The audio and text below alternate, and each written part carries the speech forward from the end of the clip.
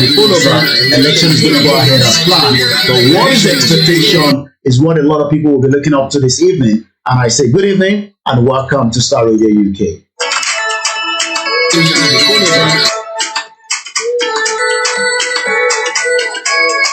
I say good evening once again and welcome to Niger Voices on Starr Radio UK.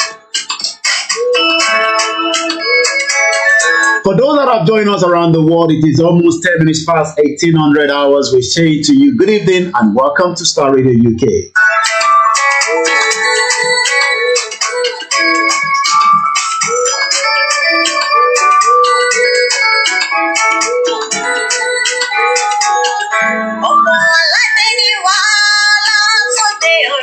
I say welcome once again.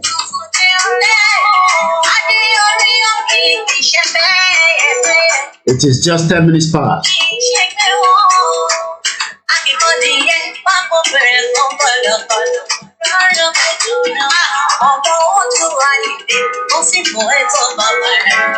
Once again, and I say good evening, welcome to Niger Voices.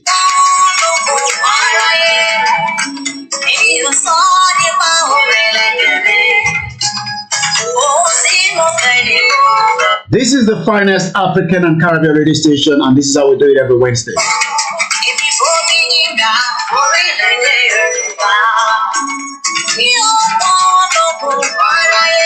Shout out to everyone in London. I hope the weather is very good on your end.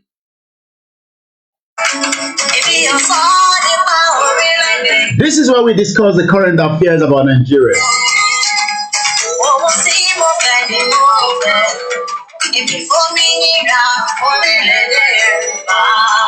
Shout out to my family.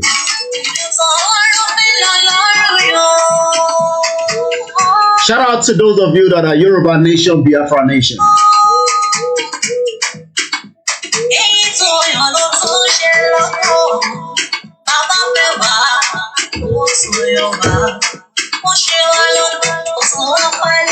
My first track is Janet Orilede means my own nation.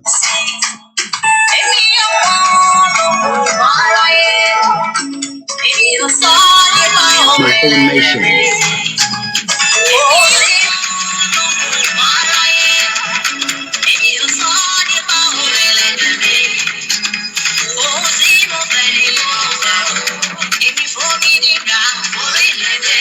Once again, a very good evening and welcome to Starr Radio UK, the finest African and Caribbean radio station in London. I hope you can hear me loud and clear on the other platforms. And I say good evening once again.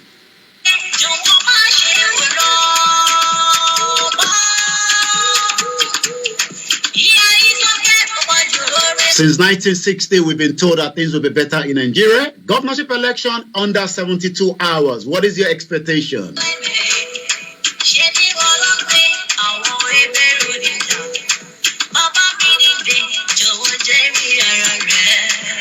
Tomorrow is the property hour on Bossman, KB Bossman. Make sure you tune in tomorrow. But tonight is all about Niger Voices on Starr Radio UK.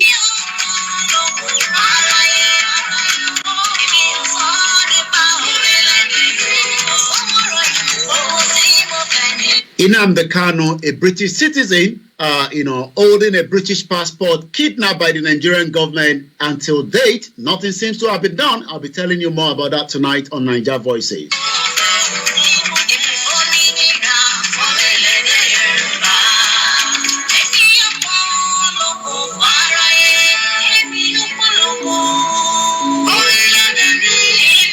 Once again, a very good evening and welcome. Shout out to Mr. Archie. And good evening to those of you that had the children with you. It's been one of those days that, when the strike goes on in UK, the NLC says they're going to be strike. I'm not too sure. They've been talking about that for a very long time. I say shout out to those of you that had the children with you over the week. And likewise today for not attending school because the teachers are on strike here in the United Kingdom.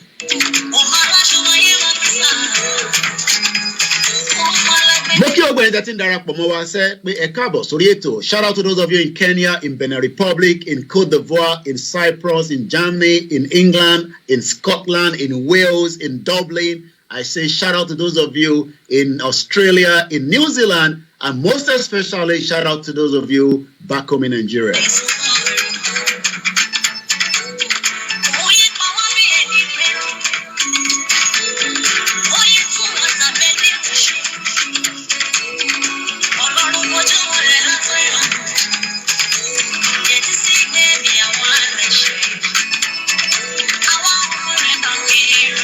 Once again, a very good evening and welcome to Starr Radio UK Niger Voices Wednesday edition. As the music is going to the final stage, I say thank you so much to those of you that have joined us so far, and we welcome those of you that have joined us already, as we are now almost to the final part of it. Mo kí gbogbo èyí tí ẹ ti darapọ̀ mọ́ wa pé ẹ káàbọ̀ sórí ètò lẹ́ẹ̀kan sí. And welcome. I say good evening, and I guess we are now fully ready to go into the program. This is Niger Voices. My name is Olayomi Koiki, and I'm going to be driving you home tonight, as usual, every Wednesday.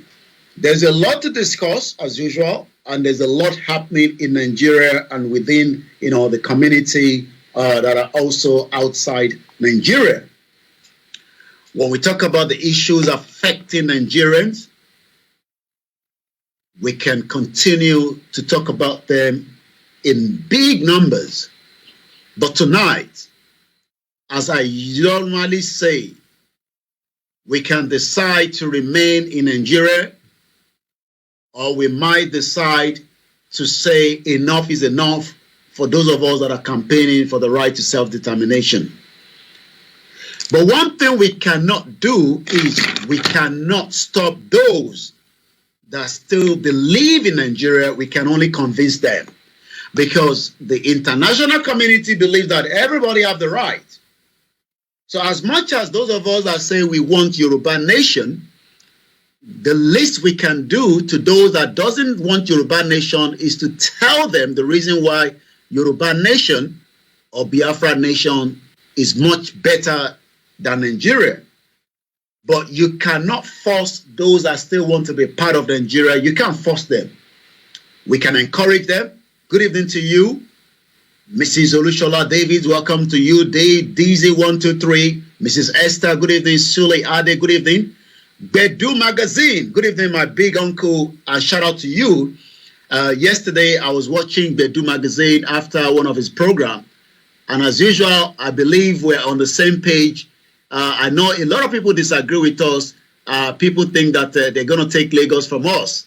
The Igbo will never try to take Lagos from us, even though we know that they might have the intention, but I think that Nnamdi Kanu will rather want a referendum and prefer the breakup of Nigeria, but not to take Lagos State. But we all know that some people have, intention to take Lagos, whether they are the Chinese, the foreigners, that believe that Lagos belongs to them.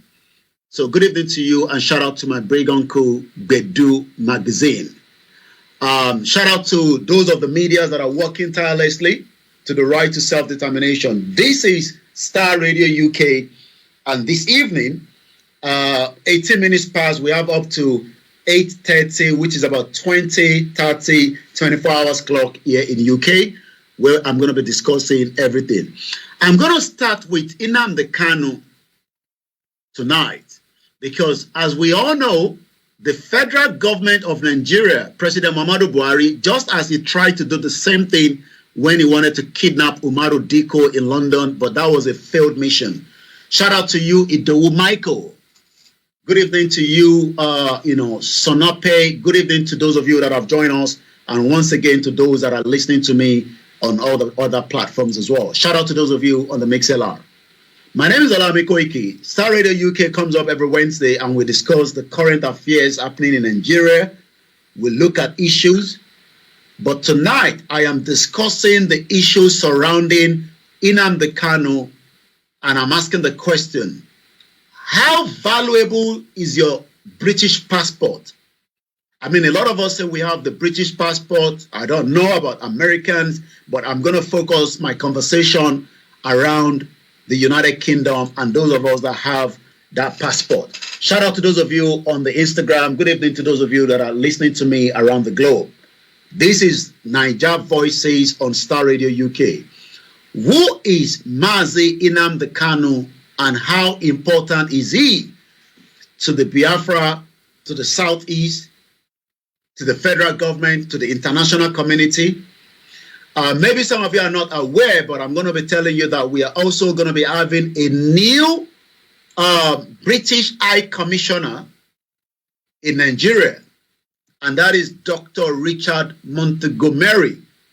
Dr. Richard Montgomery, we're going to be taking over from Katrina Lang in the next few weeks. So by April, Katrina Lang, the former British High Commissioner that should have looked into the case of Mazi Nnamdi Kanu, will be leaving.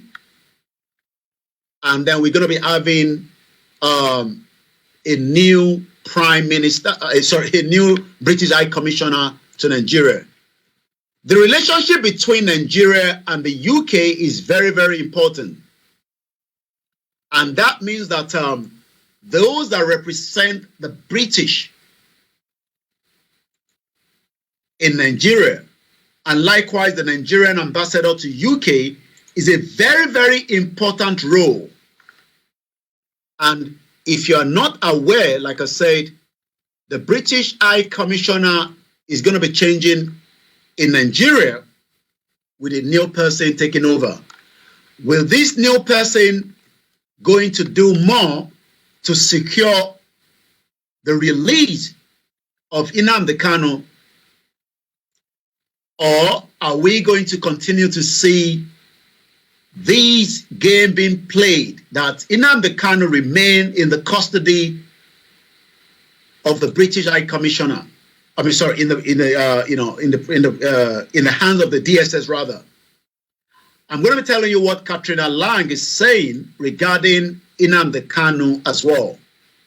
But tonight, how important is it that those of us that have the British passport, are you concerned for the near future should your children have problem with any African countries, most especially those of us from Nigeria, and then you travel to Ghana on holiday, and then your child calls you and say, "Mommy, I have been kidnapped by the Nigerian government or any other African country," but the focus tonight will be Nigeria because that is the country we are discussing tonight. How do you react as a parent finding out that your daughter, your son has been kidnapped and then removed without due process back to Nigeria? How do you react? Good evening to you, Richard Alabi, my brother, uncle back in Nigeria, watching all the way from Lagos. Shout out once again to those of you that have joined us on all the platforms. Good evening to you, Akim Badmos. Good evening to you, Erinle Olusegun Adekunle. I want you to follow me carefully because it is important. Because most Nigerians probably does not understand that even with your British passport, I don't think you are safe should you travel out of the UK and then you have issues with maybe the Nigerian government, and then the Nigerian government decides to kidnap you and return you back to Nigeria without due process. The question then is, as a parent, how do you react to such news is the question. Good evening to you, Wasiu, Aziz, Joseph, Daniel, and the rest of you that have joined me tonight. My name is Olayomi Koiki.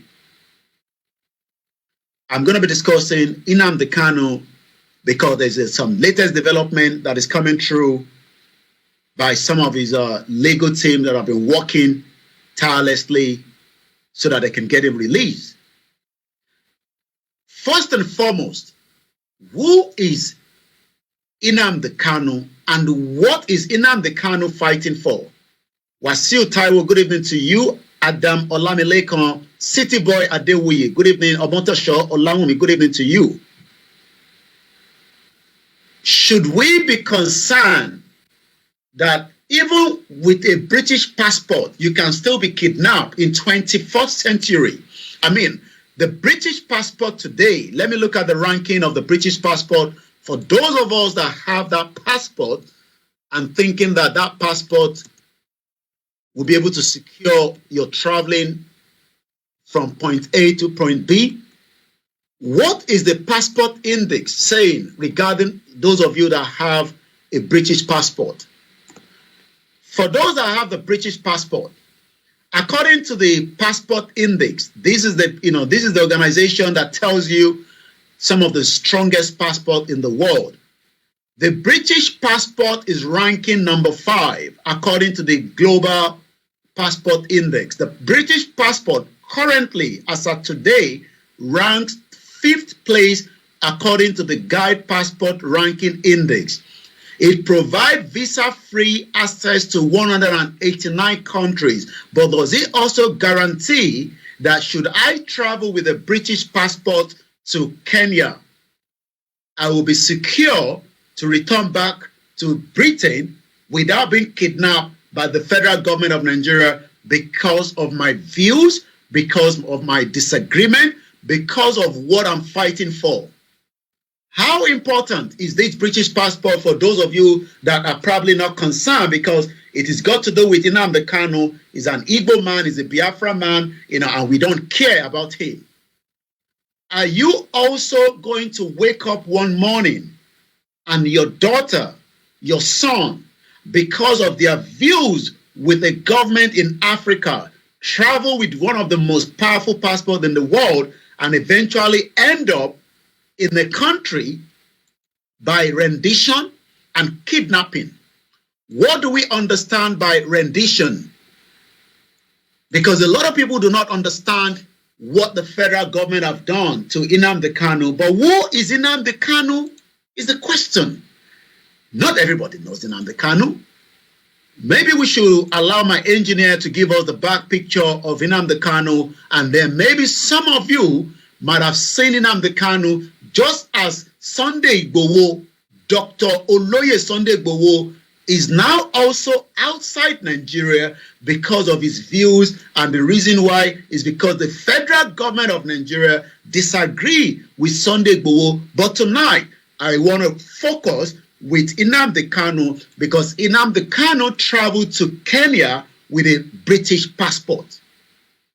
But today, Nnamdi Kanu is kidnapped, rendition, back to Nigeria because of one reason, and one reason only. Nnamdi Kanu is calling for the disintegration of Nigeria, not by war, but by a peaceful means, by asking the federal government to conduct a referendum and decide whether the Biafra wants to remain as part of Nigeria. Because the Biafra war that took place in the 60s might erupt again if care is not taken between the federal government and the Biafra. So I am asking again tonight, how important, how valuable is this British passport that some of us have spent over 2 decades in the UK trying to obtain this passport because of our circumstances in Nigeria, and we don't want to live in Nigeria anymore. We've decided to come to UK and settle here. It took some of us about 20 years before obtaining that British passport. That is if you are not born directly in the UK. But today, Nnamdi Kanu traveled to Kenya sometime around June 2021. Nobody knew where he was. But let me give you who Nnamdi Kanu is, according to what I have here in front of me. Nnamdi Okuwo Kanu is a British Nigerian political activist who advocates for the secession and independence of Biafra from Nigeria. Nnamdi Kanu is the leader of the indigenous people of Biafra, which he founded sometime around 2014. He's around 55 years old, born 1967, just 7 years after, what we can call the Nigerian independence, that so many people are now questioning that independence, whether it was a legitimate independence or not. He's married. He was well educated, but he has become a prisoner of conscience. In the process of his arrest and in the process of some of his, issue between the federal government and himself, his parent died in that process. How important for somebody like Nnamdi Kanu that was traveling with one of the most strongest passports in the world, the British passport. But today, that passport was made useless, rentless, when the federal government colluded with the same criminality of African leaders from Kenya without due process.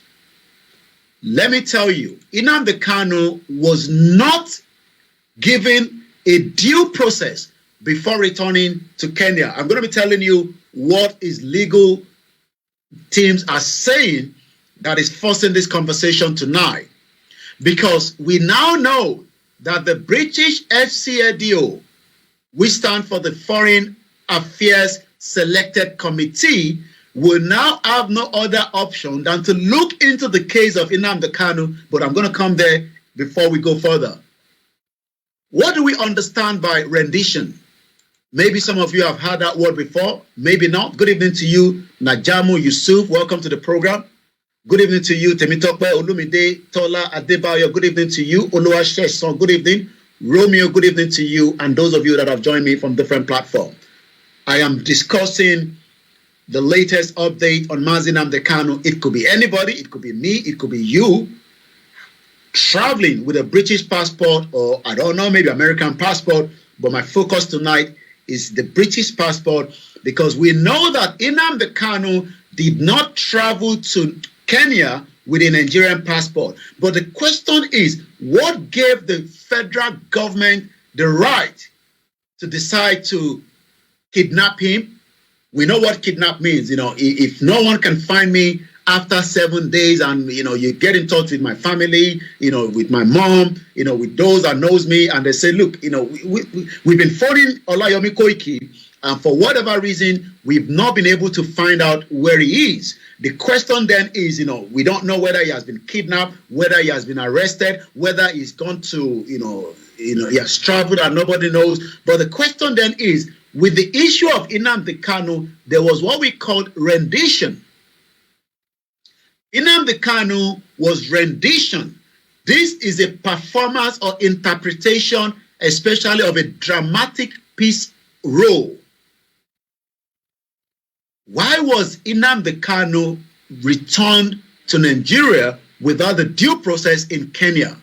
Why was the federal government not allowing, his family, his followers, those that knows him, to know that Nnamdi Kanu is now in our hands in Kenya, but we will go through the legal rule. And this is why we are saying, for those of us that say Nigeria is not a country and does not respect the rule of law, and should you think that this has nothing to do with you, let me remind you that Omoyele Sowore has gone through the same process, and he was kept in Abuja for more than 2 years without traveling back to the US, even though we know that his case was almost not as the same with Nnamdi Kanu. Good evening to you, Mrs. Adenike Adelekon Balogun. Good evening to you. May is good. Welcome to the program. Once again, how important is you that have the British passport, hoping that you can travel around the world, but the federal government of Nigeria can decide to kidnap you? Umaru Dikko, let me take you back to Umaru Dikko. Some of you might not have heard Umaru Dikko. Umaru Dikko, at some point, was almost kidnapped by President Muhammadu Buhari, then a military dictator. Umaru Diko kidnapped. I'm going to give you Umaru Abdurrahman Diko was a Nigerian politician. He was an advisor to the then President Shehu Shagari that served as a Minister for Transportation from 1979 to 1983 when President Muhammadu Buhari, now the president in a civilian democratic rule, that still thinks that he's operating as a military dictator. Because Umaru Diko kidnapped was foiled just in time before the Nigerian aircraft would have returned him back to Nigeria, and nobody would have knew that Umaru Diko was in that aircraft. Just the same way Nnamdi Kanu was kidnapped in 2021. Let's talk about the failed attempt by President, then Major General Muhammadu Buhari, that has done the same thing during the civilian rule without respecting the rule of law. The question then is, how do you want those of us to still remain Nigerians when rule of law is not respected? If the president believes that Nnamdi Kanu has committed an offense that has already been trashed even in the court, because all the 15 count on Nnamdi Kanu has been crushed by the court in Nigeria, but yet Muhammadu Buhari, the current president, refused to release him. But this is Buhari then in the uniform. He still believes that he's operating in the uniform and he must disrespect the rule of law as a democratic president. And that is why those of you that are suffering today in Nigeria will continue to suffer because of the nepotism, because of the subjugation, because nothing seems to be working, even up to the Supreme Court telling the president to allow the currency, the whole Naira note. We're going to come to that. But my focus tonight on the Starr Radio UK is to talk about the case between the federal government, the British government, and Nnamdi Kanu. Why is Nnamdi Kanu still in the custody even after the court has acquitted, discharged Nnamdi Kanu? This is Starr Radio UK, and this is how we do it every Wednesday. And I say good evening to those of you. If you're watching us for the very first time, I will probably say, this is how we welcome you to the program.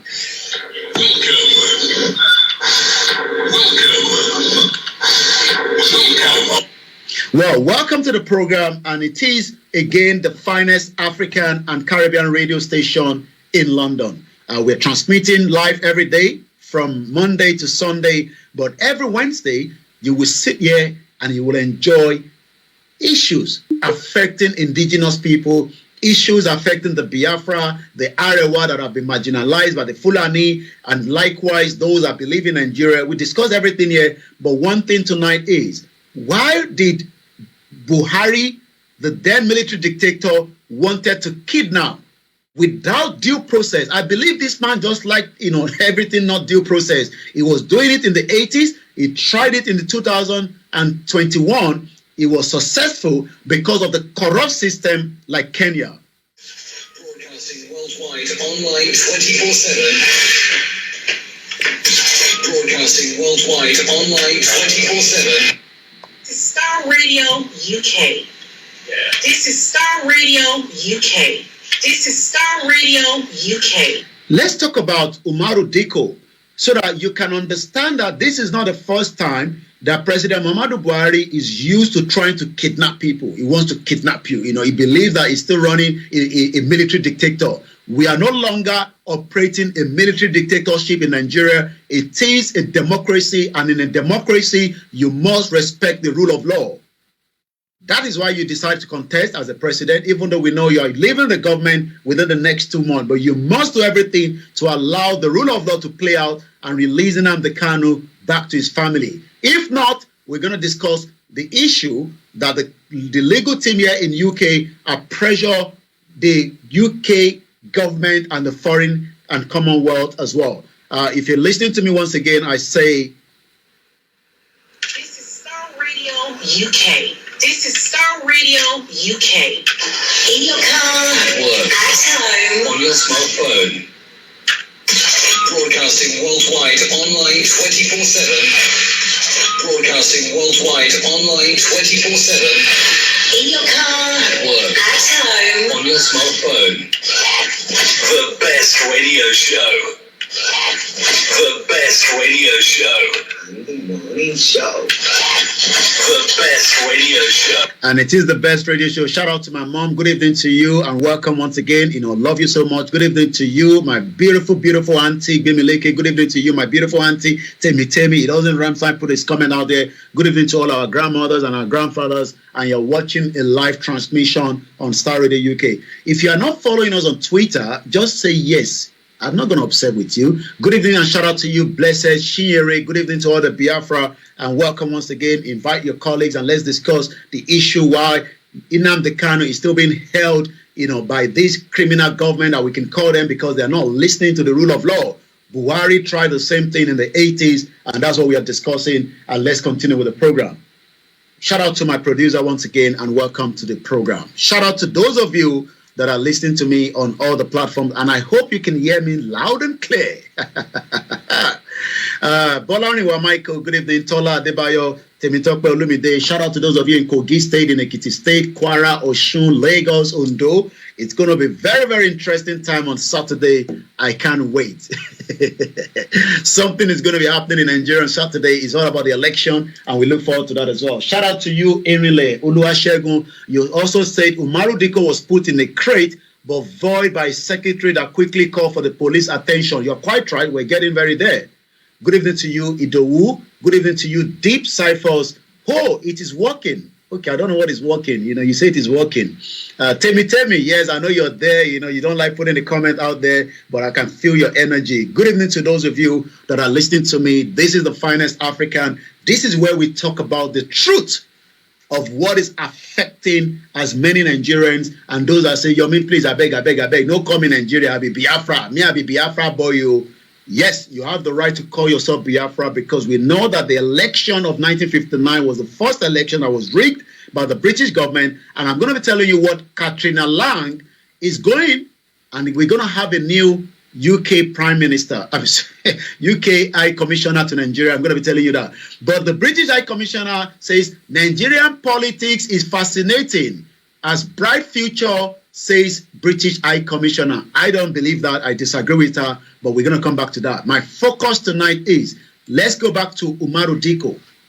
Umaru Diko was not a clean politician, just as the politicians today, they are all criminals. They steal money there and there, money that is meant to be used for the project. Imagine Umaru Diko is like a Rotimi Amechi, the criminal. Most of them are criminals because what they do is, they use the they use the opportunity serving Nigerians to siphon money. And then, we know that the past Minister for Transportation, Rotimi Amechi, was telling us that, they couldn't protect you. And he was telling the government, but that's not where we're going. So let's go into Umaru Diko briefly at 1842. In all my interaction with the British authority, I stood my ground that, the federal government had to do with the adoption of Umaru Diko. Why was Buhari trying to adopt and kidnap Umaru Diko? He wanted to bring Umaru Diko back. This is what the BBC, in November 12, 2012, had to say on their website. The 4 Nigerian kidnap plot. And let's take a look at it. In London in 1984, a team of Nigerians and Israelis, these are countries that work with the government then and creating this havoc, attempted to kidnap and repatriate the exiled former Nigerian minister, Umaru Diko. Umaru Diko, who had fled Nigeria after the military coup, was accused of stealing then $1 billion. Wow. So much money have been stolen from Nigeria, and you ask yourself, good evening to you, Mrs. Olade John Mary, good evening to you, Omobolaji Abdullahi, Odekoya Kunle, good evening to you, and good evening to Dorcas Kazim, and once again, shout out to those of you that are listening. It is coming up to almost 1900 hours. That is 7 p.m., but it's still about 15 more minutes. Umaru Diko was not a clean politician, just as the politician today. We saw Ibori was a criminal. He was jailed here in the UK. Alaye Masiba, ran away, dressing like a woman. Today, allegation of kidney between, the UK government and, Ike Kirimado is still ongoing. We can't talk about that, but we know that it's an allegation. But one thing is the Nigerian politician, if somebody said there's no sound, can you tell that person to come in and out of the program? Because I believe that we have sound in all the platforms tonight, maybe from your own end. Good evening once again, King Mirado, and welcome to the program. So Umaru Diko, even if he has committed this crime against humanity by trying to steal about $1 billion, wow, that is a hell of a money in the 80s. Imagine what that could have done, in fixing some of our transportation problem. But today, you can still not travel freely from one end of Nigeria to the other because there is no good transportation and the road network has become a problem because of the terrorism happening in Nigeria. But in 1984, President Muhammadu Buhari, then a military dictator in this uniform, gave the go-ahead to kidnap Umaru Diko. And that was the same thing he did by kidnapping, rendition Nnamdi Kanu back to Nigeria. But the pressure now is, why are they still holding Mazi Nnamdi Kanu? So the plot was foiled. I'm talking about Umaru Diko. The reason why Nnamdi Kanu issue was like that is because we believe from what we are told that Nnamdi Kanu was actually even sold out anyway by some of those that say that we're fighting for Biafra. They gave him out for peanuts. It doesn't matter how much they were paying them by the governor of Imo State and the rest of these criminals that were thinking that they were part of the dusk, and then now they're fighting, the autopilot. They sold Nnamdi Kanu out, but that is not where we're going. Nnamdi Kanu has the right to travel around the world. It could be anywhere he wants. But one thing is, how valuable is the British passport? Because those of you that are saying that, hey, come here, come here, your son, your daughter will be kidnapped one day by these criminals that call themselves African leaders. And then you will cry out, and then nobody's going to rescue you. Because the case of Nnamdi Kanu is something that we should be discussing on a daily basis, because he was not traveling with a Nigerian passport. Nnamdi Kanu was traveling with one of the most strongest passports in the world, British passport, and yet he was kidnapped, rendition, tortured. And even though he has been told by the court that all these charges are, bogus, discharged and acquitted, but Buhari still refused to allow him to go. But let's go back to Umaru Diko. The plot of the kidnap of Umaru Diko was actually foiled by what we can call a young British custom officer named Charles David Morrow, who has now told the BBC World Service witness what actually happened. On a summer day, Mr. Umaru Diko, that has been somebody of interest to then the military dictator Muhammadu Buhari, that has given the order that wherever you find him, bring him back to Nigeria, even without the legal process, without the due process. Good evening to you, Alaja Sherifa Gbabiaka Otumbade Kunle. Good evening to you. Good evening to you, my brother, my uncle, Shegun Ono, and welcome to the program. We are looking at the value of the British passport, how important it is. A lot of you have it, but what is important of having a British passport and not getting the British consulate, the British government, as we know that so many British citizens, especially in Iran, has been arrested and they've been brought back.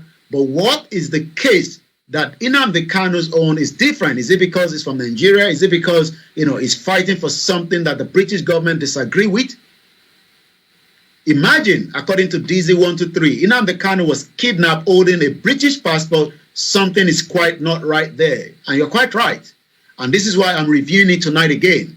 I mean, what is this important of me having this British passport and I cannot be guaranteed that I can move around? And if there's any problem, the British embassy should be able to intervene without even asking me, where are you born? I mean, where were you born? I mean, I've got the British passport. Even if I was not born here, I have the right to have it, and that's the reason why I was given. Good evening to you, Timi Lawal. Welcome to the program. So it was a British custom officer that intercepted the Nigerian aircraft. Then, we had the Nigerian Airways. We don't have it anymore because, corruption has allowed it to go, into Kabul. Good evening to you, Shitu Omawumi. On a summer day, Umaru Dikko was making a walk out of his front door in Upper Market neighborhood of Bayswater in London. Within seconds, he had been grabbed by two men, bundled into the back of a transit van. I remember the very violent way in which I was grabbed and hauled into the van with a huge fellow sitting on my head, and the way in which they immediately put on me handcuffs, chained my leg. This is Umaru Dikko also explaining himself to the BBC. Let's go further. Mr. Umaru Dikko, as we have said, was the then Minister for Transportation, that the government was a civilian government, was overthrown by this man behind me, known as Buhari. You might think he's a good man now, but he actually destroyed the 1979 democracy that we had in Nigeria by overthrowing a civilian government by saying that they were corrupt. Under his nose today, corruption has scaled through, economy has been damaged, security is not there, education is zero, there's no job for Nigerians. But he actually destroyed what could have been a build into what we can call a proper democracy. Because if Buhari did not overthrow Shehu Shagari and there was no military intervention, maybe by now we could have got it right, and some of us will probably not even be shouting for Yoruba nation. But President Muhammadu Buhari now was the then military dictator that had a coup and now also done the same thing he did in 1984, kidnapped Nnamdi Kanu, and he was successful this time around. And the reason why he was successful is because of the criminals in the doors that sold Nnamdi Kanu out for peanuts. Mr. Umaru Dikko had been the Minister for Transportation in the government of Shehu Shagari until he was overthrown by the military coup by the end of 1983. He fled to London, accused by the Nigerians' new ruler of embezzlement, a charge he has always denied. Labeled Nigeria's most wanted man, a plot was hatched to get both him and the money back. I'm not sure whether they even got the money back, even though they never got him back. I don't even know where the money is. Whether the money is there in UK, somewhere in America, in Swiss, we don't know. I don't have evidence to back that tonight. But what we can tell you is the extraordinary plan was to kidnap Umaru Dikko, drug him, stick him into a special made crate, and put him on a plane back to Nigeria alive. And who gave the order? It was then the military dictator behind me, Muhammadu Buhari. This was put together by some of the Israelis that has been known to have been former Mossad agent. Alexander Barak was recruited to lead the kidnap. It included a Nigerian intelligence officer named Major Muhammadu Yusuf and an Israel nationalist, Felix Abiboto, and Dr. Levy that injected Umaru Dikko. Like I said, Umaru Dikko is not a clean man himself. He's a criminal. Anyway, the kidnappers switched vehicles in a car park by London Zoo and headed towards Stansted Airport, where a Nigerian Airways plane was waiting after they've injected Umaru Dikko. Was it the way that Nnamdi Kanu was also, bundled back to Nigeria is the question. And my question tonight is, what has Katrina Lang, the UK British High Commissioner, what has been his effort? What has he said? What has he done, in trying to make sure that Nnamdi Kanu could be released and returned back to UK? We know that she's leaving and we have a new person coming. But let's go quickly now to what the press release that we got.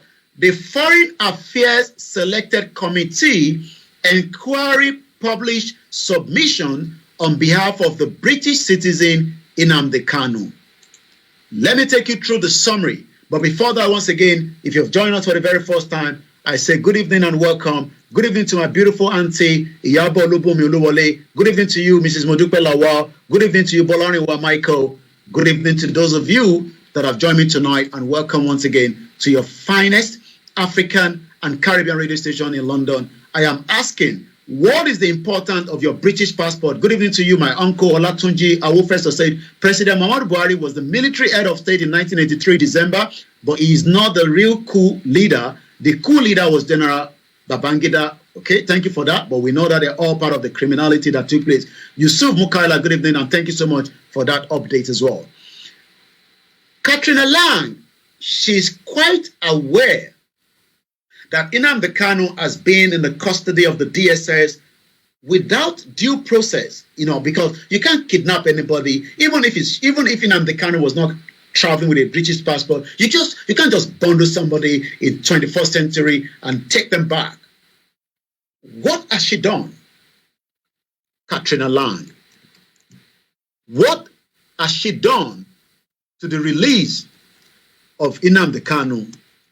Let's see if we can find anything to back that tonight. Once again, we're reviewing and asking ourselves, should the British government, especially their representative, done more in making sure that Nnamdi Kanu got what we can call a fair treatment?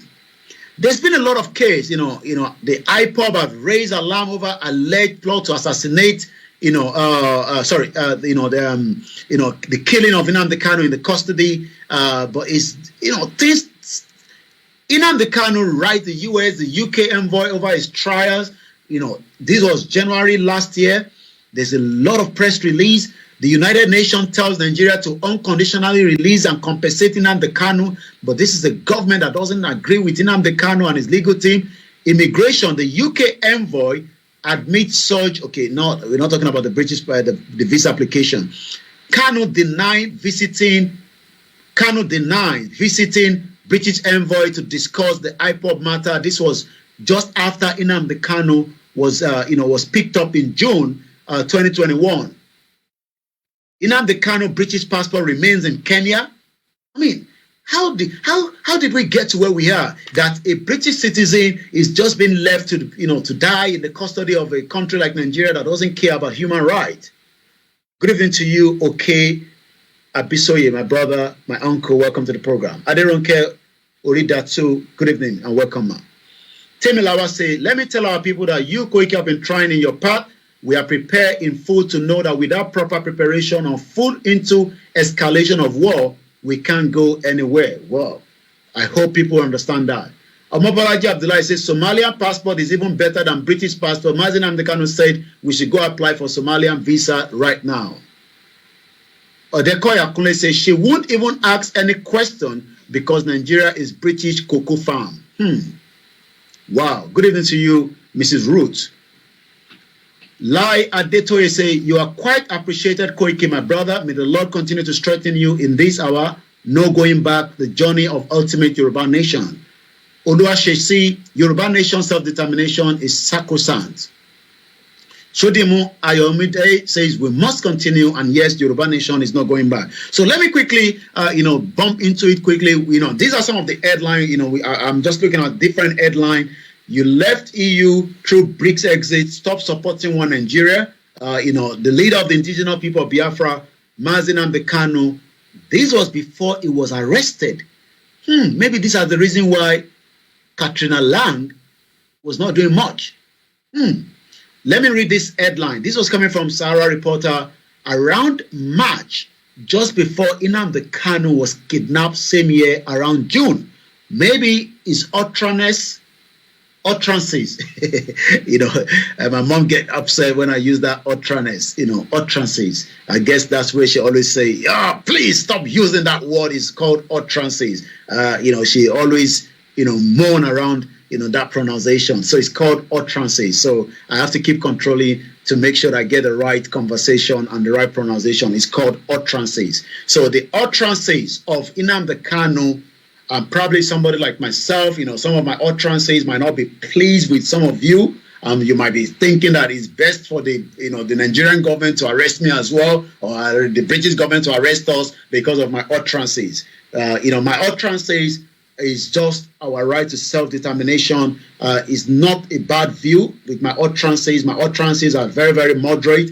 Yes, it might look to you like, we are calling for violence. We're not calling for violence. We are asking the government to respect us as Yoruba people that wants to exit, what we can call the contraction, because Nigeria is a contraction where you cannot get access to the basic things of life. So my utterances is not something that you should be concerned about. You should be concerned about your government that is not putting the rule of law by trying to kidnap Mazi Nnamdi Kanu.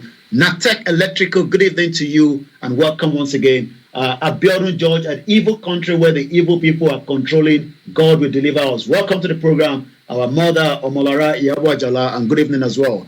So let's continue into the program. And again, if you've just joined me for the very, very first time, we normally also welcome you. And this is how we do that when we say, welcome to Starr Radio UK. Worldwide, online, 24/7. Okay. UK. This is Starr Radio UK. In your car, At work. at home. On your smartphone. Broadcasting worldwide, online, 24/7. And also we do like this.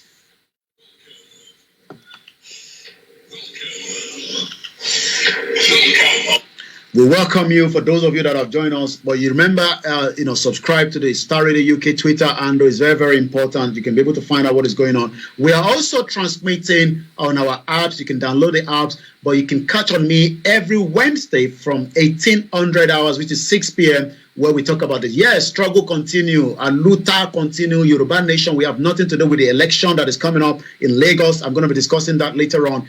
We have nothing to do with any political party, but Nigerians and the Yorubas that still believe in Nigeria have the right, according to the British government, the America, to their civic right, even though the British High Commissioner was telling us that the election might not be as best as you can think, but we can just manage it. Really? Broadcasting worldwide, online, 24/7. Broadcasting worldwide, online, 24/7. Once again, this is Starr Radio UK. This is Starr Radio UK. This is Starr Radio UK. Now let's go back into Nnamdi Kanu. Time is fast gone. Nnamdi Kanu released this statement around March 31st, 2021. Maybe this is the reason why, his case is not something that is interesting. Has any interest to the British government, and they're probably thinking, maybe, Nigerian government should continue to torture somebody that have a British passport in 21st century. That shouldn't be happening, but this is what is happening right now. So this was the headline then. You left European Union through BRICS exit. Stop supporting one Nigeria. Nnamdi Kanu tells the British government. Maybe his utterances was the reason why he's not getting a lot of support today, but still, it is still wrong for someone holding a British passport. Even if you don't have a British passport, you have a normal indefinite stay, you still have the right to be here. Good evening to you. Abi Dajos, Ele Tienshe Fua, Ele Tienshe Fua. I'm not too sure. This Yoruba is too much for me to understand. He also stated that the Britain which left European Union through BRICS exit has no moral justification to prevent Nigeria's indigenous peoples who are clamoring for self-determination. This is Nnamdi Kanu now. This was in March 2021, just about almost 2 months after that, those that are his cycle. I don't have any evidence to back that, whether the British government was involved in his kidnapping. There's no evidence to that. But there's evidence to some criminal element within the doors that sold Nnamdi Kanu to the federal government because they knew that Nnamdi Kanu has been traveling back and forth between UK and Kenya for whatever reason known to him. But those around the system sold him out. And those are the criminals that are now shouting, Peter Obi today as well. They are criminals, supporting Peter Obi, even though at one time they were all endorsing, Biafra agitation. We know that we still have people, the Simon Ekpa, and the rest of those that believe that, Nnamdi Kanu and his legal team, Aloy Ejimako, I'm not too sure about the other lawyer because there's been a lot of contradiction around him. So I'm just going to leave the other lawyer. But I can say that Aloy Ejimako has been working tirelessly to get Nnamdi Kanu out of the mess that he found himself by the dust criminal that find out that if I collect, $1 million, I can sell the leader of their movement to the federal government, just as some did with Dr. Loye Sunday Igboho. Triple DRS, welcome to the program. Berechi Anyanwu, continue to say the truth will set you free. Good evening to you once again, to those of you. And again, Dizzy 123 says it is unbelievable that a British citizen, Mazen Kanu, was kidnapped in 21st century, as the British consulate would have been informed Kenya in these circumstances. And they were able to take him out quickly, just as they wanted to do with Umaru Diko. But Umaru Diko won foil because somebody, the secretary to Umaru Diko, saw what was happening on the window, reported the situation to the police, and the police quickly knew that an aircraft that was sitting on the tarmac in Stansted, which is the Nigerian aircraft, had to be checked, and they checked it, and there, Nnamdi Kanu was Umaru Diko was there. Olatunji officer says sooner or later Nigeria will go back to regional or parliamentary system of government. It is just a matter of time. Good evening to you, Mrs. Olasumbo. Sangolano, a very beautiful name. Welcome to the program. It is called Niger Voices. If you're trying to find out, where and when these, Koiki normally speak on Niger Voices or on Starr Radio UK, every Wednesday, 6 p.m. local time in London, 1 hour ahead in Nigeria, that is 7 p.m. And this is where you can find me. Or you can find me on my own other platform, but also Monday to Friday, 11 o'clock, we'll discuss update from Nigeria. So let's go back to what Nnamdi Kanu was telling the British government, that, look, you are an exit from the European Union. Why not give us a referendum? Let's decide whether we still want to be part of Nigeria or not. And if that vote doesn't favor us, we'll abandon Biafra. And if it favors us, we break away from Nigeria without anybody fighting each other, without any shade of guns or weapons thrown at each other. But today, genocide continues to take place in the southeast because of the negligence and the world looking away while criminality is taking place by the federal government and the military. He also stated that Britain, which left European Union through BRICS exit, has no moral justification to prevent Nigerians' indigenous people who are clamoring for self-determination. Kanu accused Britain, maybe these are the reasons why they are not taking it very serious, of aiding and abating President Muhammadu Buhari-led administration of Nigeria. According to Mazen Nnamdi Kanu, the United Kingdom is allegedly helping the terrorist headers to kill people in towns and villages. He went further to berate the British government for failing to lend military aid to Nigeria in tackling the Boko Haram terrorists, but suddenly has awakened to resist the agitation for self-determination. The IPOB leader said this during his live broadcast, which was on Tuesday, March 2021, when it was just 2 months before it was sold out. Good evening to you, Akurede Oladapo. Temitayo Oladele, good evening. Katrina Lang, the British High Commissioner to Nigeria, she's going to be leaving. I'm going to give you all the details of the new High Commissioner that is coming through, and I'm going to tell you more about this new individual that is taking over from Katrina Lang from April next month, that is going to be taking place. Katrina Lang, the British High Commissioner to Nigeria, on Monday, while speaking to newsmen in Abuja on the Chevron and scholarship beneficiaries, said the UK government was committed to helping Nigeria fight insecurity. We are extremely concerned about the deteriorating security situation. I mean, Nigeria is facing a lot of problems that the colonials created in the first place, and Nnamdi Kanu and Dr. Oloye Sunday Igboho, Professor Emeritus Adebanji Akintoye, and the rest of those that say, let us have a peaceful disintegration. This union has never worked since 1960.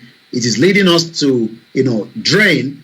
But the British High Commissioner is saying that, our election has been fascinating, it's progressing, and we should remain Nigerians, even though our true identity are Yorubas. Let's continue. Well, we are here to support and help. We have the military team here who came here after the Chippo girls were kidnapped and so on and so forth. So these, Kanu went further to encourage agitators of self-determination, regardless of their ethnic group, never to back down. Today, a lot of people have backed down, even among the Yoruba nation agitation. People think that now that, the agitation is a bit slower than the expectation, it seems that nothing is happening, even though we're going to be discussing that later on. The Yoruba nation movement is still a continuity, is a struggle, and in the struggle there will be, ups, there will be ups and downs, but we believe that we are still on the right track. Tinubu being the president has got nothing to do with the agitation. It has got nothing to do with the stop of the movement. The movement is still continuity. There's a lot of creation of awareness. Education is going on, and more and more and more. But we can't stop those that say that the Yoruba, we don't want to be part of Yoruba nation. We want to even remain as a country in Nigeria, even though we know that Nigeria is not a country. Good evening to you, my beautiful mother, Oluwatoyin Omolara, and welcome to the program, ma. Good evening once again to those of you that have joined us. Like I said, tonight, my focus is on Nigeria, UK, Mazi Nnamdi Kanu, and the British passport.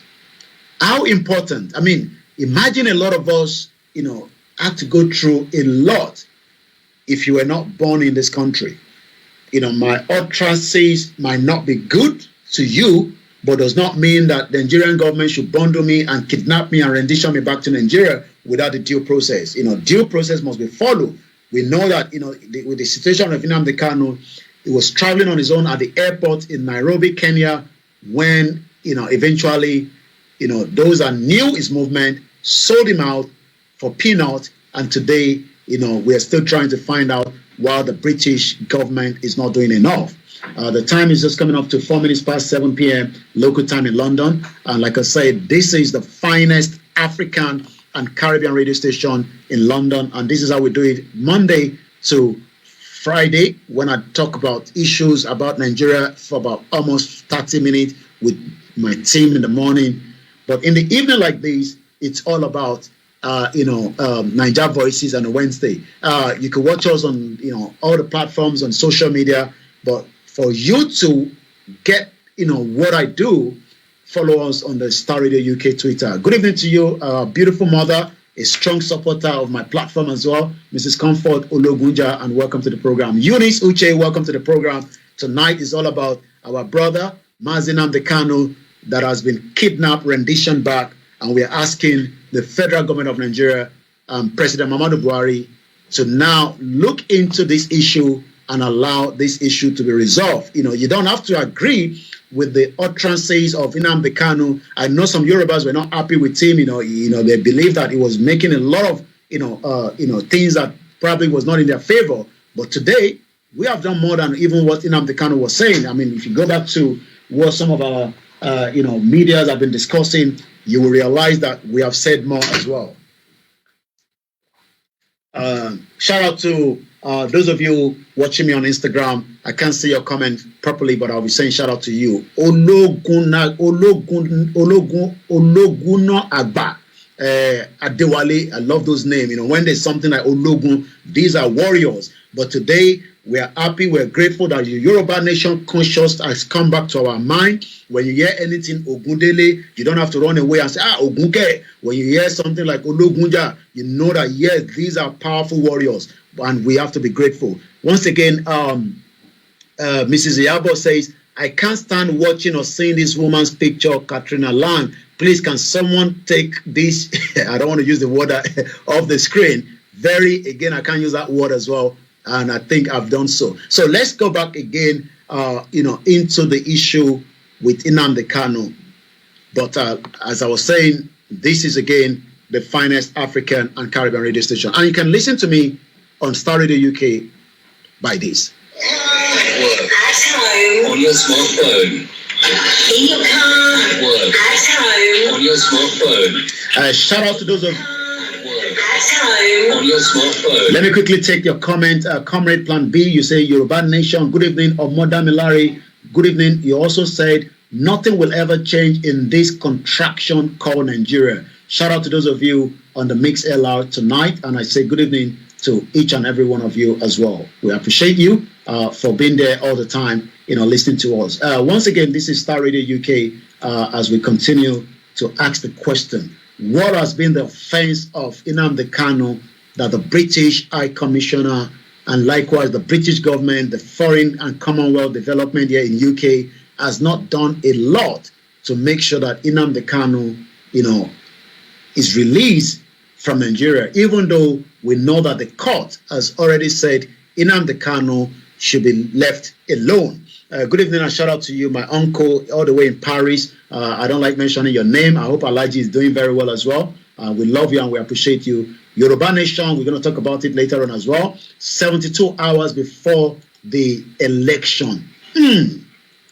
Governorship election, there's a lot of tension out there, and we just hope that things will be peaceful. I guess we have some comment coming through on the Starr Radio UK as well. Bamidele Tokpe, you say good evening to you. Wasiu Bolaniwa, you say White Lion, Ekushe Takuntaku, Yoruba Nation are going back. Good evening to you as well. And I guess we have some of you that have joined us on the YouTube, on the Starr Radio. I'm going to read your comment out in a minute. Now, let me now go back to what the family of Mazi Nnamdi Kanu have done in UK. And this is what, we need to do, just like the case of, Ijile Marcos. Is still a lot of people are concerned about it. I keep getting messages all the time that what is the latest update surrounding Ijile Marcos? We don't know what has been the reason why Ijile Marcos is being held, but from the last communication with myself and the family, all I'm told is Ijile is doing very well. He's not doing very well, even though he's still in the custody and he has not been released as well. Ganiolo Yede, good evening to you. Rahim Abbas, I cite you. Mrs. Leah Jayi, say Ekushe Takuntakun, White Lion, more strength to your elbow, Yoruba Nation not going back. And Otumba Adekunle, good evening to you as well. Now, let's go back now to these release that came out, from the legal team of Nnamdi Kanu here in the United Kingdom. The Foreign Affairs Selected Committee inquiry publishes submissions on behalf of the British citizen Nnamdi Kanu. The Foreign Affairs Selected Committee inquiry into the Foreign Commonwealth and Development Office, known as the FCDO. These are the people that looked into issues affecting anything that's got to do with relationship between the British government and the other countries around the world. Handling of a state-level hostage situation has published a submission by the Bidemans LLP on behalf of Nnamdi Kanu's family into the failures of the Foreign Commonwealth and Development Office to take appropriate action in response to Mr. Kanu's torture, extraordinary rendition, and arbitrary detention. The mandate of the inquiry is to discuss the process and approaches taken by the British government in securing the release of detainees in Iran and elsewhere. The submission therefore examines the British government's approach in Mr. Kanu's case and highlights the limited effectiveness of that approach in the face of the serious breaches of international law that have been made and continue to be committed against Mr. Kanu. The submission also makes recommendation to the FCDO for better practice. Good evening to you, Mrs. Sakina Amaomi, and once again, shout out to those of you that are watching us tonight on the Starr Radio UK. Let's take you back again to, some of the situation that Nnamdi Kanu found himself. Mr. Kanu is a British national who ordinarily reside in the United Kingdom with his wife and children. On the 19th of June 2021, Mr. Kanu was abducted from the airport in Nairobi, Kenya, and detained, tortured for around 10 days in Kenya. Nobody knew where he was until the federal government thought they caught a big elephant and brought him to, in front of the camera and say, we have Nnamdi Kanu, and, with handcuff, and think that, that would just be like that. How did you find him? How did you get him? did you do the due process? Did you follow, the international protocol? Remember that Nigeria has, a lot of rights to be respected under international law, but Nigeria continued to operate like a zoo. He was then tortured for almost 10 days inside Kenya. He was then subject to extraordinary rendition from Kenya to Nigeria to face criminal persecution in relation to his activities with the indigenous people of Biafra, because some of his utterances is something that President Muhammadu Buhari is not happy with.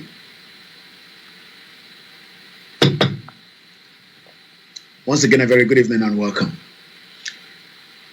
Ever since Mr. Kanu has been detained in conditions that amount to torture at the headquarters of the Nigerian Intelligence Agency in Abuja, Nigeria, he has been repeatedly denied access to a medical assistant and to his legal team. Mr. Kanu has requested consular assistance from the British government. This is where, again, I know you don't want to see the face, but this is the person in charge of everything that's got to do with the British consulate in Nigeria until first week of April, when somebody else take over. Katrina Lang. Let's take this message now. He has been repeatedly denied access to medical assistance, and to his legal team, Mr. Kanu has requested consular assistance from the British government, but the British High Commission officials have been permitted to visit him on only 5 occasions. Imagine Nnamdi Kanu has been there going to almost 2 years, and he has only got 5 visits. Mr. Kanu remains in detention despite the United Nations and the Nigerian Court of Appeal have concluded that he was subject to extraordinary rendition and calling for his release on the basis that his detention is arbitrary. A very good evening to you, Honor Adeola Fortune Michael. Say, I face like a pokey. What is pokey? British government have handled Nnamdi Kanu's issue. Good evening to you, Kazim Adebi. I don't know what is the meaning of pokey. Good evening to you, Adenike Akinifesi. Yoruba nation is one nation, not ready to mingle with any other country. Yoruba-speaking people will form their country, which is Yoruba nation, very soon. Once again, welcome Michael Ade and the rest of you. Olatunja Officer says, Nnamdi Kanu calling for the destructions of Sanwo-Olu and Bola Tinubu and for the destruction of the properties in Lagos led to his downfall. I totally disagree with that. I'm not going to buy into that. These are the narrative that the politicians are putting out. Nnamdi Kanu never asked for the destruction of Lagos property. The destruction that we saw at Akinolu Palace was done by the Yoruba people, and there's evidence to that. So I'm sorry, we're not going to buy into that narrative that Nnamdi Kanu gave the go-ahead. Nnamdi Kanu did not ask them to go and kill those innocent Nigerians that were protesting for NSAS. Sanwo-Olu gave the order with his own, Tinubu and the rest. So this narrative that Nnamdi Kanu gave the order for destructions of Lagos property, I'm not buying into that. It is again part of the agenda that is put out there. And yes, you have the right to say so, but like I said, Nnamdi Kanu did not give that order. So the Akinolu Palace, and there's evidence to that. I have the video. Even Okpashe was stolen by Yoruba people. Nnamdi Kanu did not ask them to steal Okpashe. We saw the Yoruba youth went into Igon Palace. They were swimming in there. They took out food from there. They even took out money. We saw the outfit of the King Palace. The king was moved in a speedboat to Benin Republic.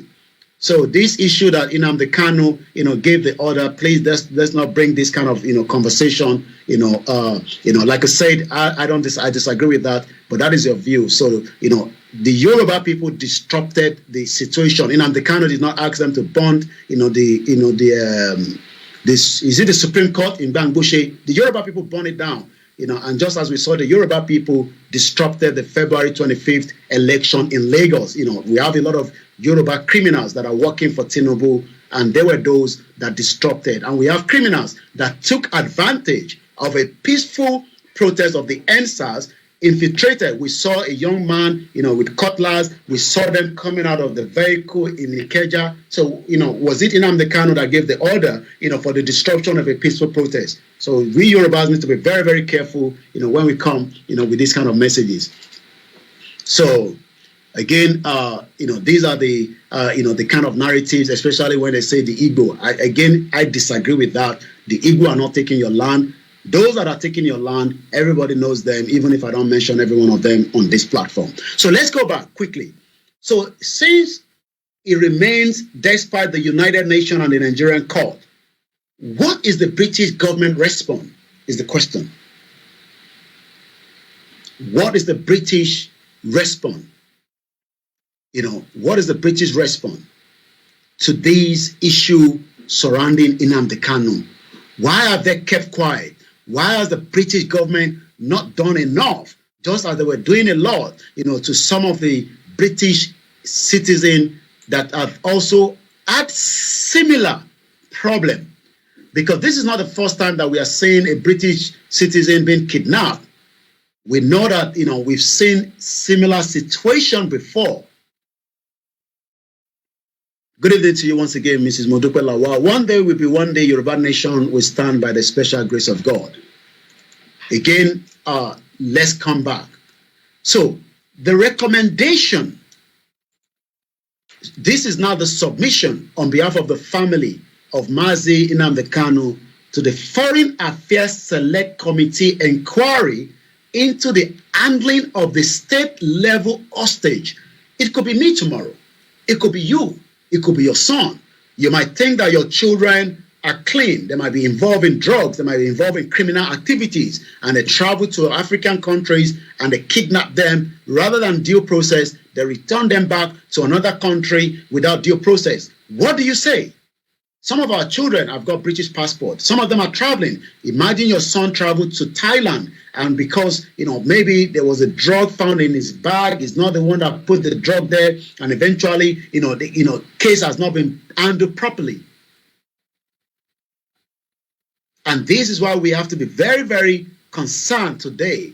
It could be Nnamdi Kanu because it's from the, the ethnic aspect of the Biafra. We don't have to do anything with them. But I'm not looking at it from that angle. I am looking at it from the angle of a British citizen, because a lot of us have children that also have British passports. Some of you have the British passport. Not everybody have it. Afunshaw Felix, good evening to you. If your daughter give you a phone call, oh, Dad, I'm in Malaysia. I've just arrived. But from the airport, situation is turning around against me, and the Nigerian government is asking me to return back to Nigeria because I posted something that was against Bola Tinubu before he became the president. Do you think that it might not happen? We're talking about Buhari now. We don't even know what Buhari is going to be handing over to Tinubu and what is going to be the end of it. So the British government needs to now do something before it is too late. Kazim Olawale say the UK don't want us to go our separate ways. They still want us to stand together. It is a lie. Yoruba nation must stand, no going back. Wow, happy birthday in advance to our beautiful mother, the back-end team, Mrs. Omolara Iyabo Ajala. Happy birthday in advance. Shout out to my big auntie, Sarah Oyelowo. I understand we don't love each other, and that is why we're saying allow the Biafra to go, allow the Yoruba to go, allow everybody to go their separate ways, and there will not be this hatred among each other. This hatred that we are fighting against now was all put together by the British government in 1914. But we leave the foundation. We're talking about we're trying to catch something at the top when we should deal with the foundation from the bottom.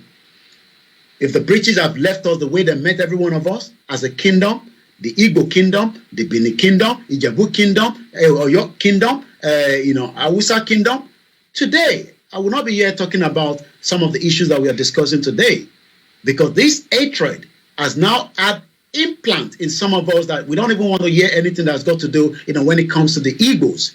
Oh, the Igbo destroyed the regional government. Who gave us this country in the first place? That is what we should be dealing with. Oh, the Igbo wants to take Yoruba land. Who gave us together?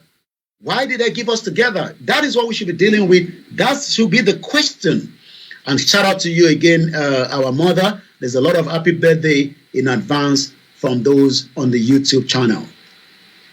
Adeosun Jimo, good evening to you. Shout out to every one of you that is watching us tonight. You have your right to your views, but like I said, the damage that we saw in Lagos State was instigated by the Lagos politician that wanted to force shut down the protest that was peaceful. Nnamdi Kanu did not say, go and disrupt that protest.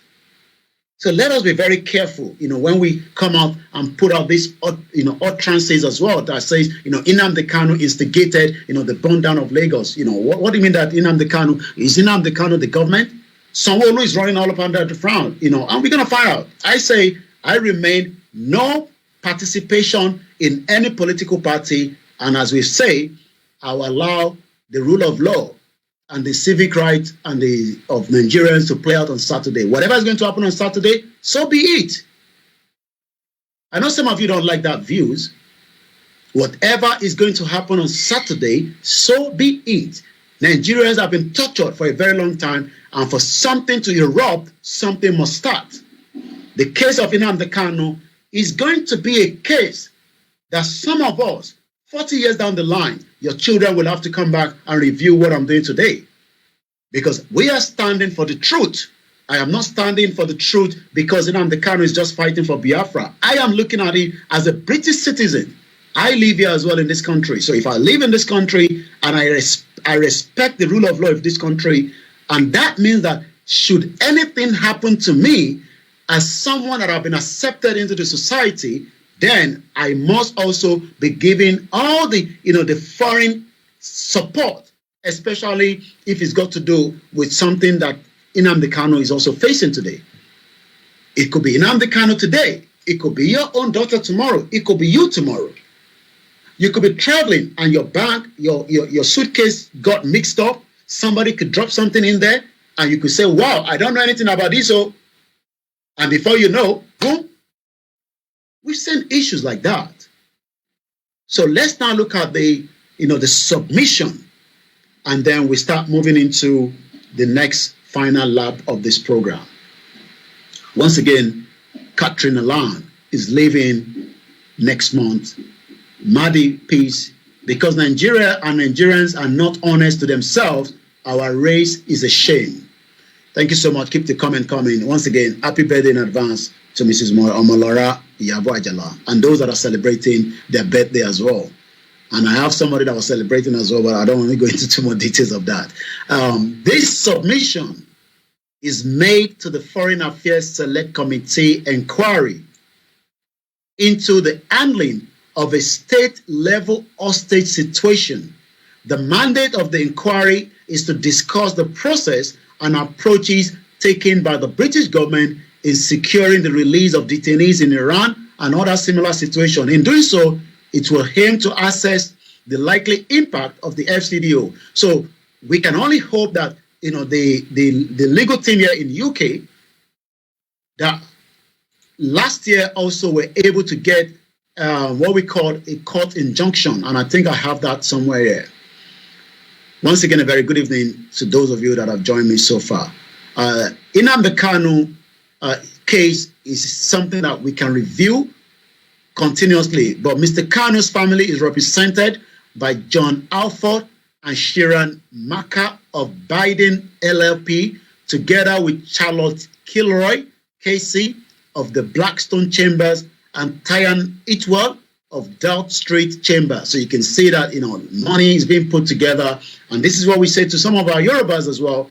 When you're going to use some of these legal team, it is not free. They are not doing it for free, but they are doing whatever it takes to bring to the British government the case of a British citizen in Nigeria. And we have almost similar situation. The only difference between Chief Sunday, Dr. Sunday Igboho, and Nnamdi Kanu is that Igboho was almost going to be taken to Abuja as well if the government had the split seconds. They were ready to do so. But we are grateful, and we continue to be grateful to one man that stood throughout the night to make sure that the case of Dr. Olayomi Sunday Igboho, that could have been a similar situation to Nnamdi Kanu today, was stopped because our father, Professor Adebanji Akintoye, made the move to involve the lawyer that went out quickly and say, Igboho is not a criminal. Yes, he has been stopped in Benin Republic at the Cotonou airport because the federal government, during the invasion of his home, has already released information that says, should you find this individual anywhere in any airport, please do take him. Does not mean that he was a criminal. So Igboho and Nnamdi Kanu today would have been in Abuja, and we will probably don't know what is going to be happening today. So Dr. Olayomi Sunday Igboho has been released. He's still in Benin Republic, but he's got his freedom back, even though some expect him into Nigeria to create chaos. Igboho is not a criminal, and he has been doing and is working tirelessly on a daily basis ever since he joined the struggle to the Yoruba nation self-determination. And we will continue to be very grateful should those that were surrounding Nnamdi Kanu knew ahead that Nnamdi Kanu has been kidnapped in Kenya. Nnamdi Kanu would have been able to be pinned down to Kenya, and then the federal government would not have been able to take him back. So today, as we move to the next segment of the program, it is not about being the Igbo man. It is about telling the truth that will probably be used to support the next person that might even be an Hausa man that has a British passport, but because of his view. Daddy Yati today is no longer to be found. Daddy Yati was kidnapped. We don't know whether he's alive, he's dead, by the governor of Kaduna State, El Rufai, because his utterances is different from the utterances that they expect him to say. Even though he's an Hausa man, we don't know where he is. So we will continue to be grateful, and we will stand shoulder to shoulder with Mazi Nnamdi Kanu and likewise Dr. Sunday Igboho. Now let's come back to 2023. So many things is going to happen this coming weekend. And I can only advise some of us, as much as I know we all have different views when it comes to this election. My take is, I can only advise you that election is not going to work. We've seen how election has been played out in Nigeria. It has not favored anybody. But we know that some, it does not matter what you tell them. Election to them is do or die. And even if I say to Yorubas, vote this direction on Saturday, trust me, not everybody's going to buy into that. But why is this governorship election 2023 a game changer? For those that believe in election, I don't believe in any election in Nigeria. Election has been rigged, and the first one was rigged by the British government in 1959. And we saw how election was rigged as well in 1979. Let's hear from the Shehu Shagari election of 1979 and how it was disputed by the then Zik and our late father, Obafemi Awolowo. So election has always been rigged in Nigeria. This is not the first time that election has been rigged. Election was rigged in 1959 to favor the Northerners. The censor was rigged. Do you know that the federal government has postponed the censor? I don't know what censor they're trying to bring up when the country itself is divided. But this is how it's all happened in 1979 after the election.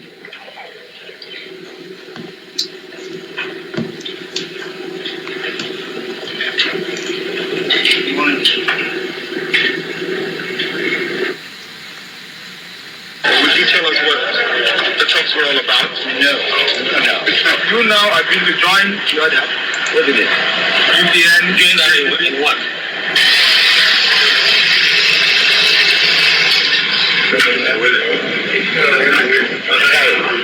On behalf of our three political parties, and in the name of the vast majority of the people of Nigeria, we reject in its entirety. We reject in its entirety and without any reservation whatsoever the declaration of the Alhaji Shehu Shagari as president-elect. We have decided to challenge the medical decision in the law courts.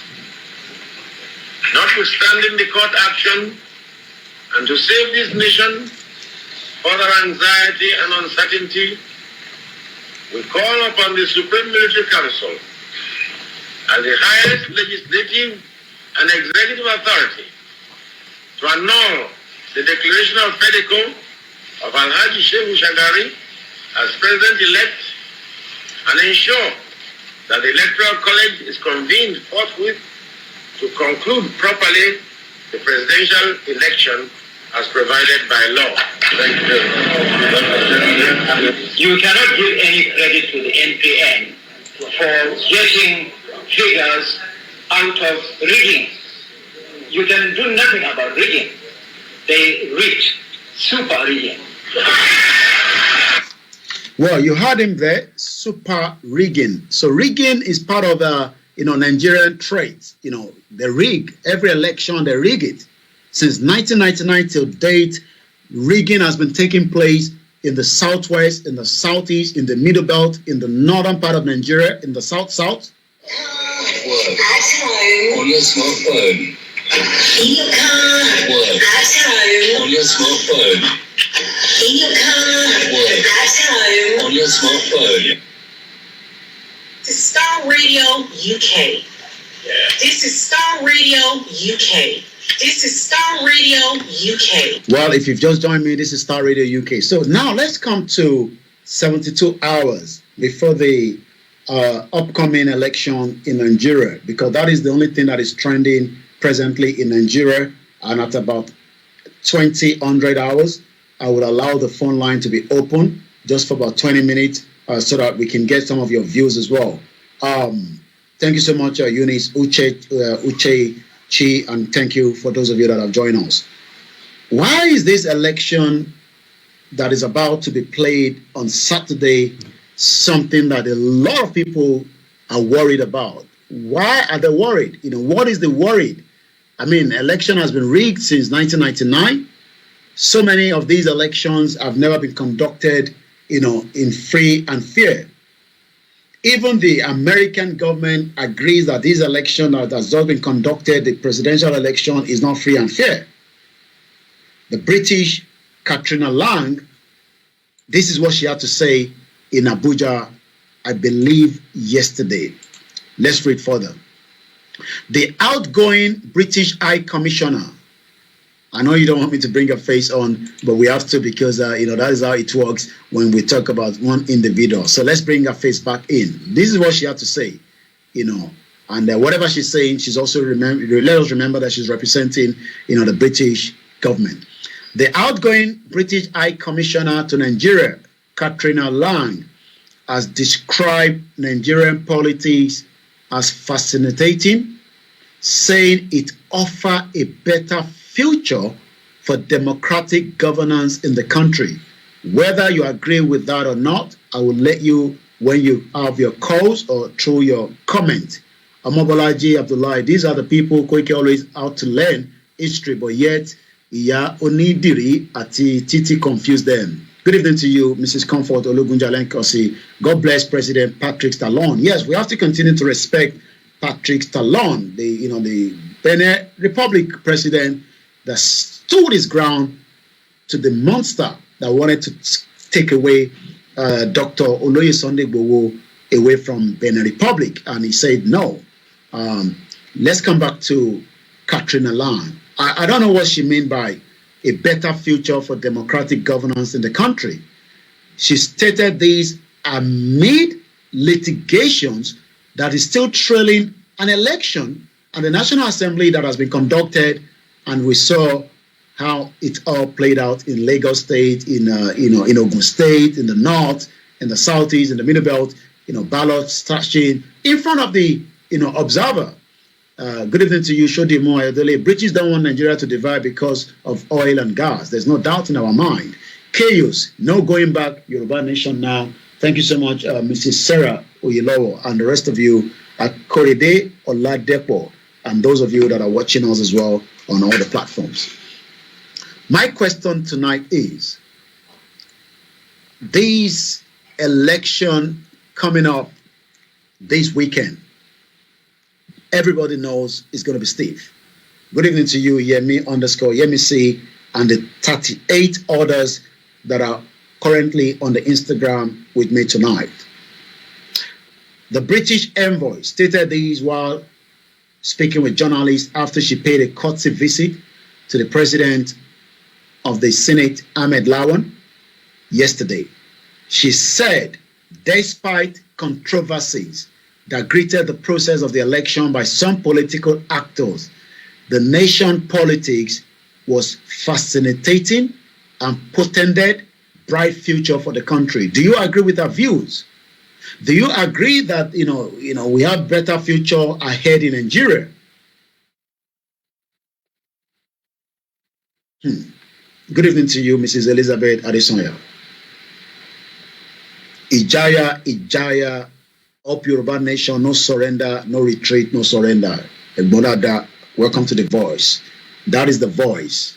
When you get that voice in a message, you will understand that is Ijaya the general. Thank you so much. The British government representative is saying to us that this bright future of Nigeria, whether the election was rigged, whether there is no rule of law. Remember that we have been talking about almost close to 2 hours of the same British High Commissioner that probably 5 times, according to what the legal team of Mazi Nnamdi Kanu is saying, paid him a visit. Yet, they can't get him out. They are now telling us, she's telling us that there's still a bright future for us in Nigeria. What is your take on that? When you get this kind of, message from diplomat like her, how do you feel? Especially those of us that are looking up to, the diplomat to be fair, neutral.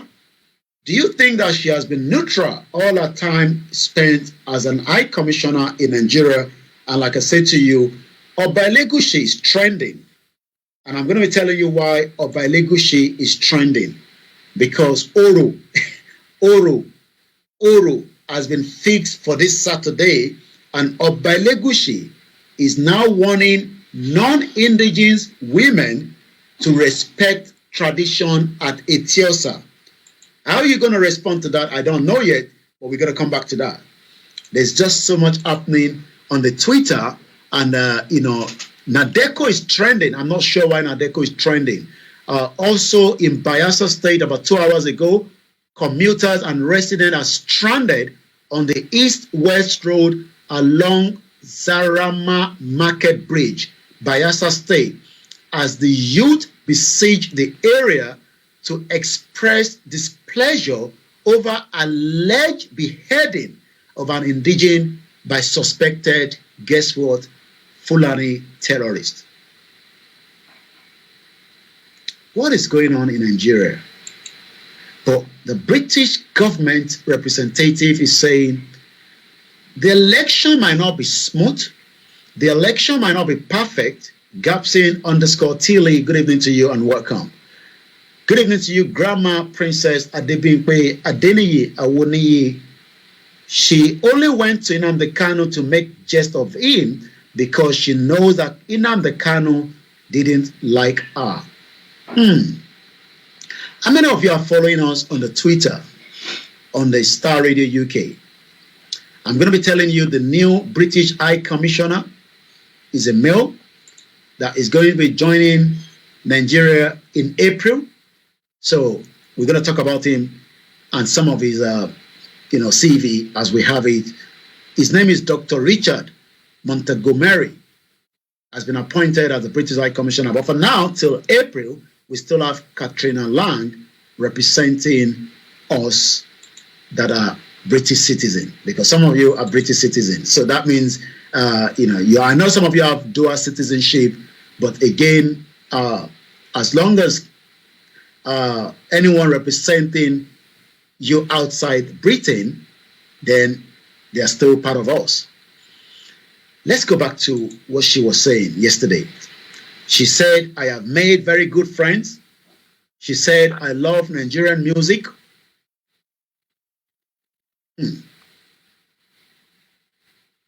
She has made good friends.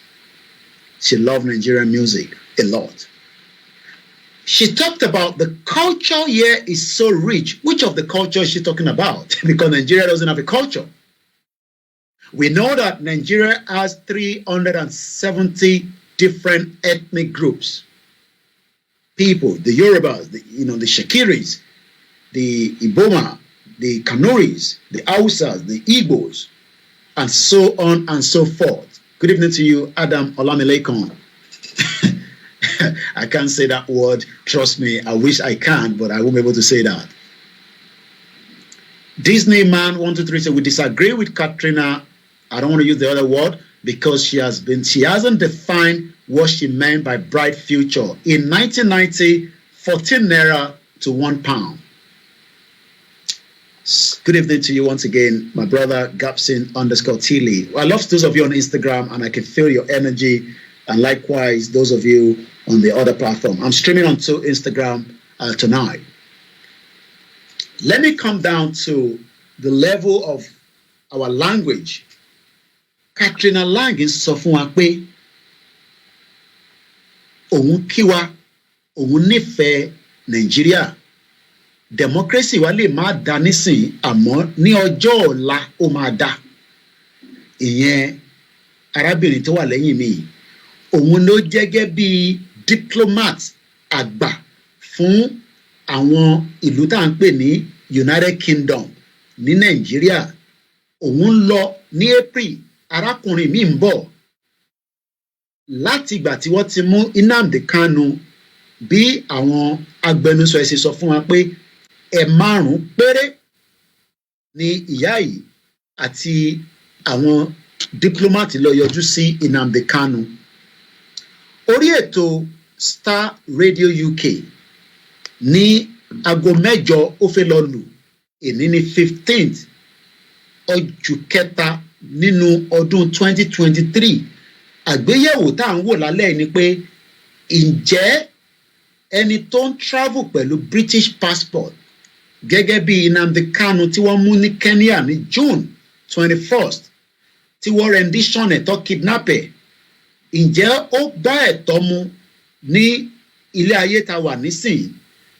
A ti rí ẹ̀rí dájú pé ní 1984 ọ̀gágun níjọ́ náà lọ́hùn tí a mọ̀ sí Muhammadu Buhari bẹ́ẹ̀ ló ṣe fẹ́ kidnap Umaru Dikko, ìyẹn former minister for transportation, fún ẹ̀sùn pé ó jí owó tó lọ sí $1 billion tó ti lọ bí almost 625 million pounds.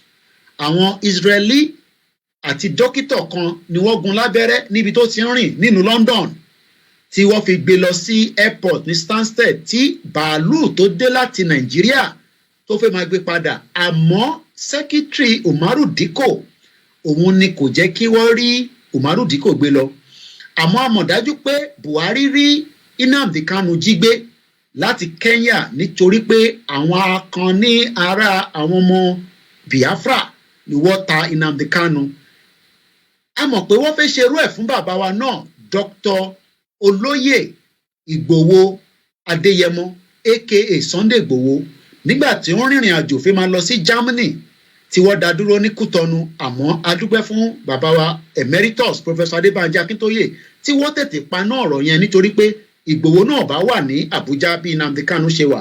In táwọn agbẹnusọ fún Nnamdi Kanu wá ń sọ fún àwọn tá a mọ̀ sí Foreign and Commonwealth ni pé committee, ǹjẹ́ bí wọ́n ṣe gbé Nnamdi Kanu tí ẹ̀ẹ́dẹ̀ sàn kankan sí, ǹjẹ́ ó lẹ́tọ̀ọ́, ǹjẹ́ ó dá bẹ́ẹ̀?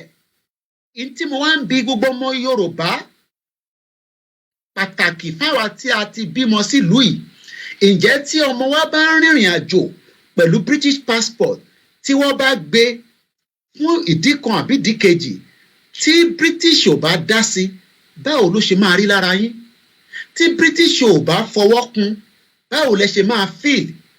Lótìtọ́ Nnamdi Kanu ni lẹ́nìí, ǹjẹ́ tó bá jẹ́ ọmọ Yorùbá míì níjọ́ míì, ó lè má máa lọ Nàìjíríà, ó lè má lọ Kenya, ó lè jẹ́ ó tẹ̀ ń rìnrìn àjò lọ Italy kí wàhálà ṣẹlẹ̀. Ó dẹ̀ ti ṣẹlẹ̀ bẹ́ẹ̀ rí nítorí pé family kan travel ní ìjọ kan ní ó rà ń pé ní ọdún tó kọjá tí wọ́n swim ní swimming pool kan ní bóyá ní Italy ní àbí Spain fáwọn tó bá rántí, tó fi di pé ìkànnù wọn àwọn ọmọ yẹn kú sínú omi. Ẹ jẹ́ ká gbé yẹ̀wò bẹ́ẹ̀. Ìta tó wá ń bèrè ni pé tó bá jẹ́ àwọn ọmọ tiwa ló ń rìnrìn àjò bẹ́ẹ̀ pẹ̀lú British passport tí wọ́n dá dúró, báwo ló ṣe máa rí lára tiyín?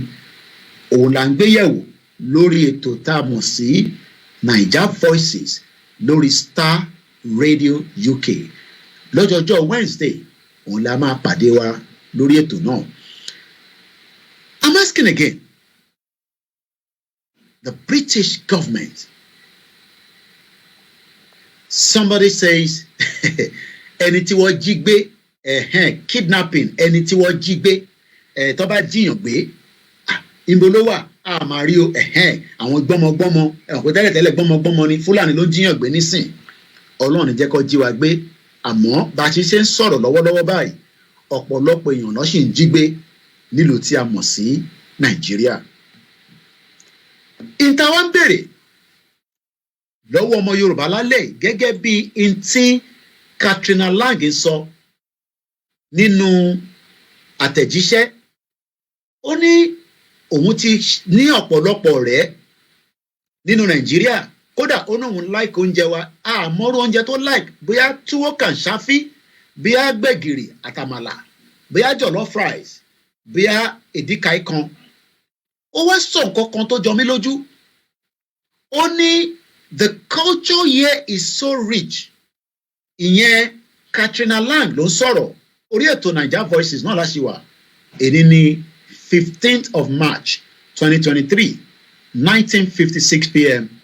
Katrina Lang, according to the report, says, and I quote, just going back a little bit, Nigeria politics fascinating, has bright future, says the British High Commissioner. She's the outgoing when the new one, Dr. Richard Montagori, will be joining in April. But Katrina Lang says that amid litigation trailing the presidential and the National Assembly election conducted by the Independent National Electoral Commission, the British envoy stated this in Abuja yesterday after she paid a courtesy visit to Ahmed Lawan, the Senate president. The British outgoing High Commissioner to Nigeria, Katrina Lang, has described Nigerian politics as fascinating, saying it offers a better future for democratic governance in the country. I don't know which kind of, future she's talking about. She went further to say that even despite all the controversy, she said she has made good friends. She loved Nigerian music. She's now talking about the culture in Nigeria is so rich. Secondly, the politics in Nigeria is so fascinating. I was here till the last election. I finished with this election. I am impressed with Nigerian democratic journey. Yes, a bit setback, but in overall, I see this as positive and Nigeria should be proud but with a remarkable difference when I came in 2019. So Katrina Lang has been with us since 2019, and she's going to be leaving in 2023 April when Dr. Richard Montgomery will be joining as the new diplomat to Nigeria. She also went on to say, Nigeria is the biggest democracy in Africa. The world watches your progress to democracy. Though there was some disappointment in the last election, overall, every Nigerian should be proud because since 1999, Nigeria has been on the right track as far as participatory democracy is concerned. The election here is very different and fascinating as you are moving to three-party system or maybe even four. This is Katrina Lang speaking yesterday on the 14th of March. I think Nigerians as well should realize that their vote counts. Their vote count. She said, even as she saluted Nigerians for being resilient at all times of difficulties, insecurity, bad governances, economy damaged by President Muhammadu Buhari, kidnapping of Nnamdi Kanu, invasion of Sunday Igboho's house, killing of the innocent Igbo, the Yorubas massacre during the EndSARS, and the disruption of the system under this government. Katrina Lang thinks that Nigerians as well should realize that their vote counts. She said before we conclude, even as she salutes you Nigerians for being resilient at all times of difficulties, according to her, there have been tough times. We had the COVID-19. Insecurity has got a lot more since I was here. So she agreed that there's more kidnapping of either you are Yoruba, Igbo, Hausa, or the remaining 370 ethnic group. She's saying that Nigerian people are incredibly irresilient. This is Katrina Lang speaking to Nigerians. I remain very optimistic to Nigerian future. So it has been very wonderful tour and very sad to be going, she's added.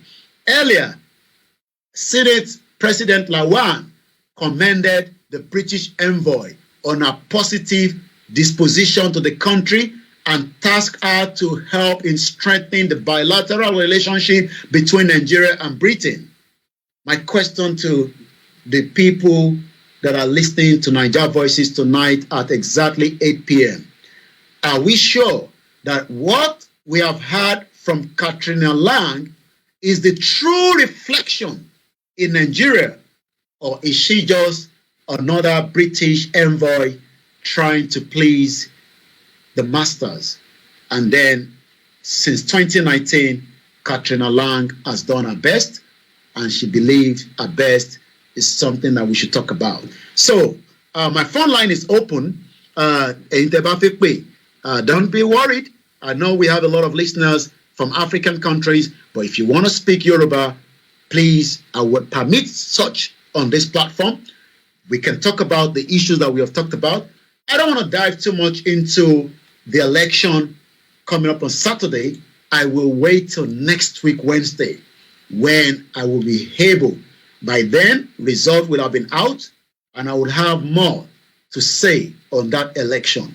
But like I said, the 2023 election is not yet over. It is still an ongoing, and this is now your own opportunity to get involved. This is exactly what Katrina Lang said in her own words. And for you, you might probably say, is she on something? Well, she's definitely on something because she believes the bilateral relationship between us and Nigeria is still ongoing. Starr Radio UK, Clement, good evening to you. Thank you so much. I saw, your very good donation, to our platform. We appreciate you. Thank you so much. Katrina Lang spoke, and that is what she said. I know some of you with your comment there, some of those comments, we can't read them out, because of the regulation on the platform. But trust me, I can read everything that is coming through. Adam Olamilekon said, I mention it again, it shall not be with R. Madipi say automatically, I don't like people like you who is not honest to themselves. Okay, I'm not sure why you're saying that. Let us be very, very civil on the platform. You've heard Katrina Lang, speaking to Nigerians election might not be perfect. Let us accept it like that. Let us, appreciate this election. It is not a perfect election that we want, but it could be amended in the near future. Ṣé ẹ agree pẹ̀lú ẹ̀? Kí lẹ̀yin máa sọ sí ọ̀rọ̀ tí Katrina Lang gbé kalẹ̀ yìí? Ǹjẹ́ bí a ṣe máa wò náà lélẹ̀? For those of us that are campaigning for Yoruba right to self-determination, there's still a lot of work to do. Education, is important. We must continue to tell the Yoruba people that as much as you might not want a Yoruba country, but the question is, are you pleased with the present day Nigeria today? As we always say on this platform and the other platform, I believe that the Yoruba people should leave Nigeria before it is too late. Nigeria is not for us. It is not going to work. And the longer we stay, the longer we stay in Nigeria, the more we will be facing all this backlash. Madi, please, let's remain very civil. We don't need to be fighting each other on the platform. Let's take it very easy. Once again, as I say all the time, there's just a lot happening. The British passport is important to you. Let's come back to quickly Emefiele. Emefiele, the CBN governor. Was it a plan to disrupt the election? Was Emefiele put in there to disrupt this election? Was he successfully or was he halfway? So many Nigerians are suffering today because they can't get access to the money. And money is very, very important. You need money to do so many things. I guess we have a caller that is coming through. We're just going to take maybe 5 calls before the program. Let's go to the first caller and we welcome them to the program. Hello, good evening and welcome to Niger Voices. Your Hello. Life. Hello, good evening, ma'am. Good evening. Well done. Yeah, I just wanted to say something. We all know that definitely they are playing games with us. She knows what is going on in Nigeria. Okay. She is still in Nigeria. She hasn't left. And she saw everything. It's not that. She knows. They all know what is going on. Okay. But they're just like, they're just being British as they are. Know them. So, saying that kind of democracy, is that how they practice democracy here? Is that what they do here? During the election, is that how it's always happened? Here, I remember when we are doing election here, nobody knows. Some people don't even know the election is going. You can, if you for the thing, if you know you said you won't be able to go to the to vote outside, they will send you what's it? The postal voting. Yeah, exactly. You vote and you put it in the post. They will put even the stamp, everything you need, the envelope. They will put it there for you. So you just do whatever you want to do and put it nearby post. So, and even if you're going for election, you can go to work and come back, just walk in and do your voting. But in Nigeria, if you saw what happened, that's how they practice the democracy here. So definitely, it's like they don't want us to split because they don't really care about anything about masses or whatever. It's just for their own selfish interest. That is what I can say about her. And the election in Nigeria, I would still tell people, because I've been telling them, I don't know why people are wasting their time going for election. Something that you know that even when you are going there, it's a risk. And then whatever you do, whatever they vote, it doesn't count. Like she said, Cardinal said the election can't. How? She saw all the rigging. She saw everything that happened in Nigeria. So, I don't understand. But we understand. Don't say I don't understand. We understand them. That is what they do. That is what they want in Nigeria. That is how they want it to be. They don't want us to settle. They don't want us to have our independent. They don't want Nigeria to split because they know that if we split, if we have our independence and Yoruba as a independent Igbo and Okoto, then we're going to be wise. We know what we are doing. We're going to know, yes, we will have a good plan and settle down, do all sort of things. So, and that is what they want. They want chaos. They want struggle in that country. That's what they are enjoying. So that whatever they are doing, they will be doing it. So that is just it. Okay. Thank you so much. Yeah, go ahead. So but the election coming, yes. They said we shouldn't, let's take fingers crossed. No, you can say something on it, but I just want to leave my own, last conversation on it till next week. But people have the right to talk about it. We're not going to stop anybody that wants to have something to say about it. Yeah, go ahead. Well, the election, we can see what is going on as well in Nigeria. Every one of them, they're doing like Sanwo-Olu and all them, they've been like being very nice, doing their party, something like going from barbing shop to mechanic shop to playing, to play football and that sort of. And they've been saying, they're now saying something about NSAS after almost 3 years. It's now they're not saying something like that because they believe people must take their stake. You understand? So they do that just to bribe people. And I want to tell people, all these things, if you are not wise enough, all these things you are doing, they're just doing it just for you to see, just to patronize you, and for them to get there. When you get there, something is going to happen. And Nigeria, we should know by now that Nigeria is not working and it cannot work. It's not a cause. It's not working and it cannot work. No matter what they are doing in that country, it will not work. Honestly. All right. Thank you so much. Because I've been, excuse me, please.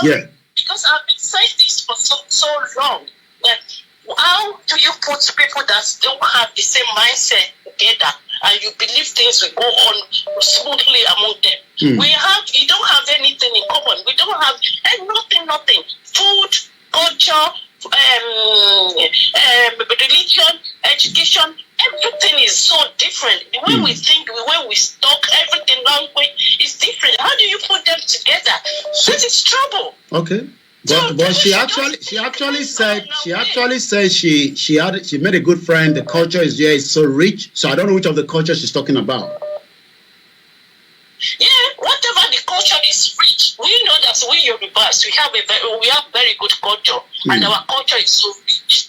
Even because we are together, we can't even display nor practice so much. Because I believe when we are together, they see so many things we're going to realize and things, even to showcase our culture very well. Okay. All right. Let's give somebody else opportunity. All right. Thank you so much for the call. Thank you so much and good evening once again. This is Niger Voices. Because of the time constraint, let's go quickly. Let's do it quickly under a minute plus. Hello, caller. Good evening and welcome. Etonia. We really appreciate you. Thank you for everything. You're welcome. But our people, I don't think they can be fooling us every time. Okay. This time is enough. Okay. They can't be fooling you every time up and down. Look at this woman. See the way she's denying everything, like they are not seeing everything. A lot of people are crying for hungry every time, every day. And still, the system is working. Come on. Okay. Our people, you want not on Sunday. And the Monday morning, they will still go with their black hats. Look at your pastors. I didn't know having money to provide a good food for you. Monday morning, pastors only school. Okay. Which country are we? Pastor, no, you want to call it the check and the all right. One church, do you know a lot of church in Nigeria? Okay. Why can't they work one church and build a business? They're still collecting your money. Okay. Oh, you people should wise up. All right. Think about Christ. Let's take our religion, please. All right. Thank you, sir. All right. Thank you so much. Thank you, because of the time constraint. Thank you so much, the two last caller. You can also join the conversation. The number is the normal studio number for those of you that knows the number. And those that doesn't know the number, I'm going to call the number out in just about a few minutes. Ijaya says, we are wasting our time on the wrong effort because Nigeria cannot work. Grandma Comfort Adele say, Boju Boju Olorombo pretenders. Grandma, you're making me laugh tonight. Hello, good evening. To our another very beautiful grandmother and a mother. Boju Boju Olorombo. This come on, Yawa. Good evening and welcome to Niger Voices. Good evening. Good evening to my fellow Yoruba people. I just want to ask a question concerning this APC party, because I can see our people from Yoruba World Media now telling our people go and vote for Sanwo-Olu so that they won't take Lagos and bus. Have we now turned to a political party? Why are they now soliciting for Sanwo-Olu? What are Sanwo-Olu deserve for people now to be supporting him? That's my one question. Second question, Katrina Lang. I believe she has been hypocrite, being sarcastic, too far from the truth, not seeing our parents. She's still a colonial master, thinking that we are still idiots or we are animals. That, they can do whatever they like and see us as being stupid. That's the way I see her. Because she lives in Nigeria for about 4 years, she can see what people are going through, how everything has turned upside down, and now is telling us that, the election is okay, you people, you are good people, you have to continue to live in agony and pain. Is this the way our own people live? That's the question I'm passing to her. Is this the way the English people live and enjoy their life? Why is she now telling us, it's okay in Nigeria? So I think this is a very wicked attitude towards the black race. And we, the black race, have to stand up for our rights. Okay. I can see, people can see that the country is divided already into three. Why can't we break it down? And we have our peace of mind. So that's my two questions that I want to ask. Thank you so much. And we should not look forward where we are going. All right. This stupid election and rubbish people are doing back home. All We right. are not doing democracy. That's the truth. All right. We have to know that we are far away from democracy. So thank you so much. Thank you so much. And a very big question there. Are we now promoting the agenda of an election by asking people to go and support and endorse Tinubu and APC and Sanwo-Olu? Like I said, I, Olayomi Koiki, of my name, I am not involved in any support to any of the three political parties. I'll allow the will of the Eledumare to play out whatever is going to happen on Saturday. Neither am I going to endorse Tinubu under the APC gladiator of the Sanwo-Olu, whether it's Labour Party or whoever they're putting out there. It doesn't matter whichever the state, even in Lagos State, whether it's Atiku. And this is the reason why, because what I have stood on in the last 4 years of this struggle is Yoruba Nation, and there's no way, even in the midst of what is about to play out, should we now come out and say, we should go and endorse somebody so that something doesn't happen. I don't know what is going to happen. Whatever is going to happen is the will of what is going to happen. But like I said, there's a lot of concern now that, some of our medias are there promoting the agenda, of these election campaign, or are they looking at it from a different angle that we are not seeing it from? Like I said, we all have different views. We're just 12 minutes before the end of the program on Starr Radio UK. We might continue, in the other section of the other broadcast. Let's come back again to, the next caller. Hello, caller. Good evening, Mr. Koiki. Hello, good evening, and welcome to Niger Voices. Okay. About that consular, what's her name? I even refuse to let her name register on my brain. Because since she came to Nigeria, she's been playing the fool as if she's dealing with fools. Because actually, I don't even know whether we are fools the way we behave. She's so patronizing. Look at what she's saying. Check on the Lupewani. Because it's more. He knows more. Or it comes to a state where you won't be able to pretend anymore. Look, what the hell of pretending to these people? We are good people that we love justice and equity.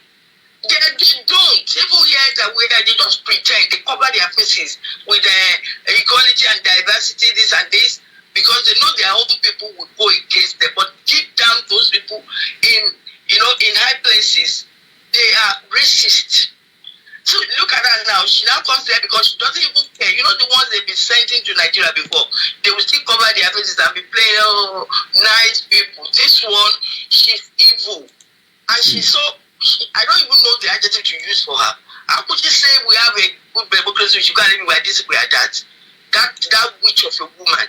Patronizing us, playing us, making us look like fools. And the people are dancing around her, welcoming her everywhere she goes. She go and tell her, idiot. Okay. So,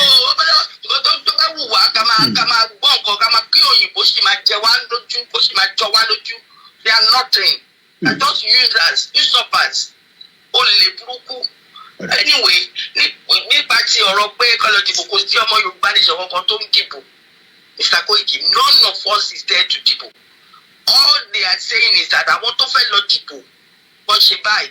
And then they are saying they should dìbò for Tinubu. If you have to go and dìbò fún Sanwó-Olú, kọ́ lè save Èkó. Kàmá tó lọ máa jà. Èmi ò rọ́mọ Yorùbá ní ìṣọ̀kan kan tó fẹ́ lọ dìbò. They're just saying it. That's all I want to say. All right. Good evening. Thank you so much.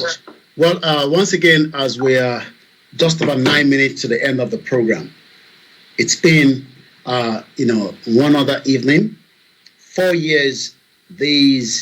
I'm trying to bring the new foreign high commissioner into the screen, but we're having technical. Let's see if we can try it another way around. I'm not sure why, we're finding it very difficult to bring that into the screen. Once again, Katrina Lang is completing 4 years in Nigeria.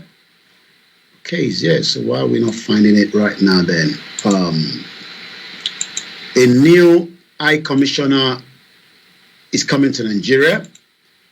I'm going to be giving you the details of this new High Commissioner in just about a few minutes. Just bear with us. Dr. Richard is the new British High Commissioner that will now travel to Nigeria to now be representing the British government in Nigeria. These are very powerful individuals. Some of you probably don't know. Good evening to you, Mrs. Angela Choquet. Good evening, Hardcore DJ DeRoy, and the rest of you that are watching us as well. These are very powerful individuals that some of you are probably not know are powerful, because they are representing, what it means to be, British. So everything Britain is what they're representing. And that means that, some of what they will be doing while they're in Nigeria might have great impact, for either the British citizen or the Nigerian citizen, as is known, or for those that probably say we don't even want to be part of any of those as well. But one thing I can say is, should we leave it as it is without, Bear with us. We're doing everything. I want to bring the face before we end this program in 7 minutes. The new British High Commissioner to Nigeria. Quite a lot of technical work behind the scene. Should we do nothing? I think now our engagement should be more with this new High Commissioner because Katrina Lang is going. Okay, something is not right. Let's see this way around. Once again, a very good evening as let's take our last music break for just about a few minutes, and then I will get that ready before we go. I just want to show you the face. So we love Janet, so let's take Arabani from Janet this evening as our last track before we start winding down on the Star Radio UK. This is Niger Voices, Arabani by Janet.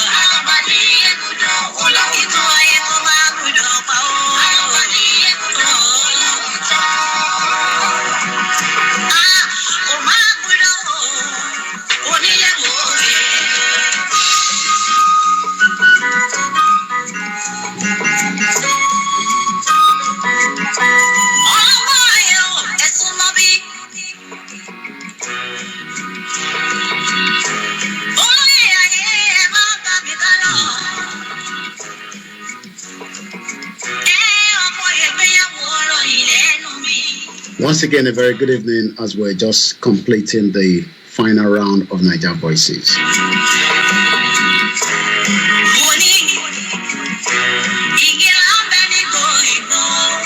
Next week we'll be out again in just about 5 minutes. We're going to be ending the program.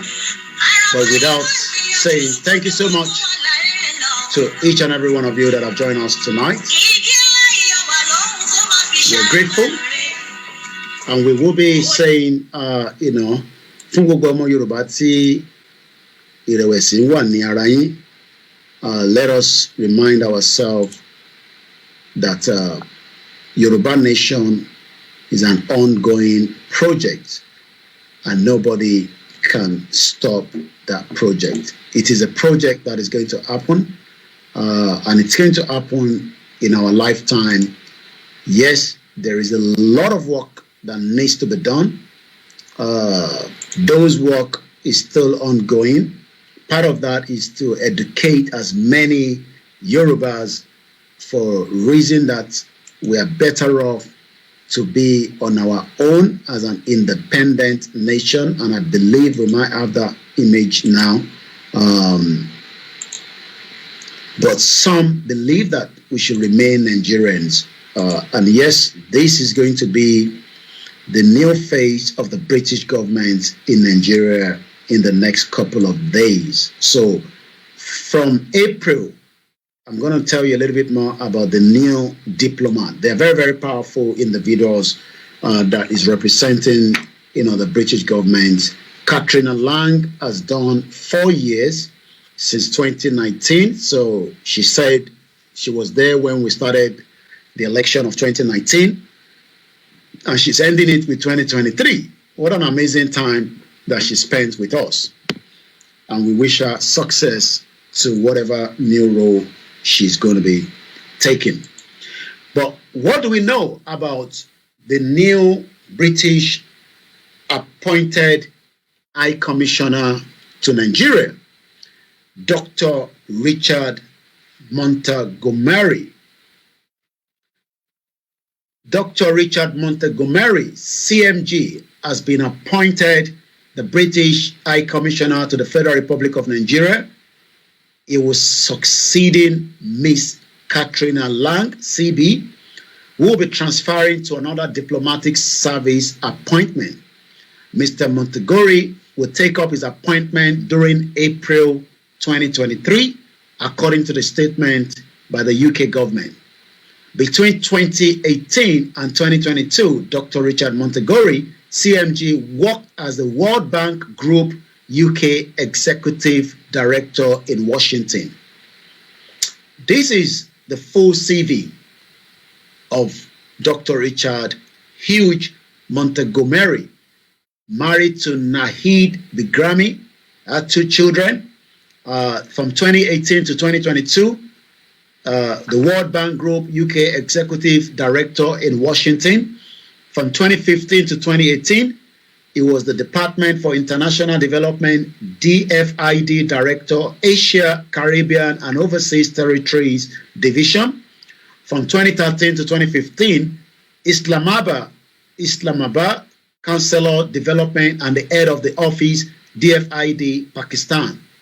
2009 to 2013, Abuja, he was the Development Counselor and the head of the office of the DFID in Nigeria. So this individual is not new to Nigeria.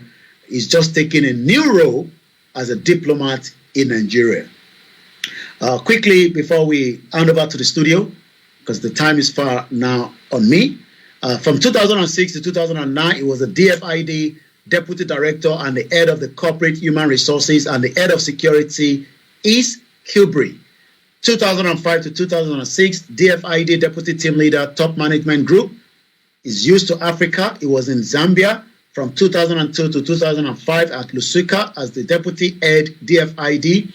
From 1999 to 2002, Dhaka, Senior Social Development Advisor, DFID in Bangladesh.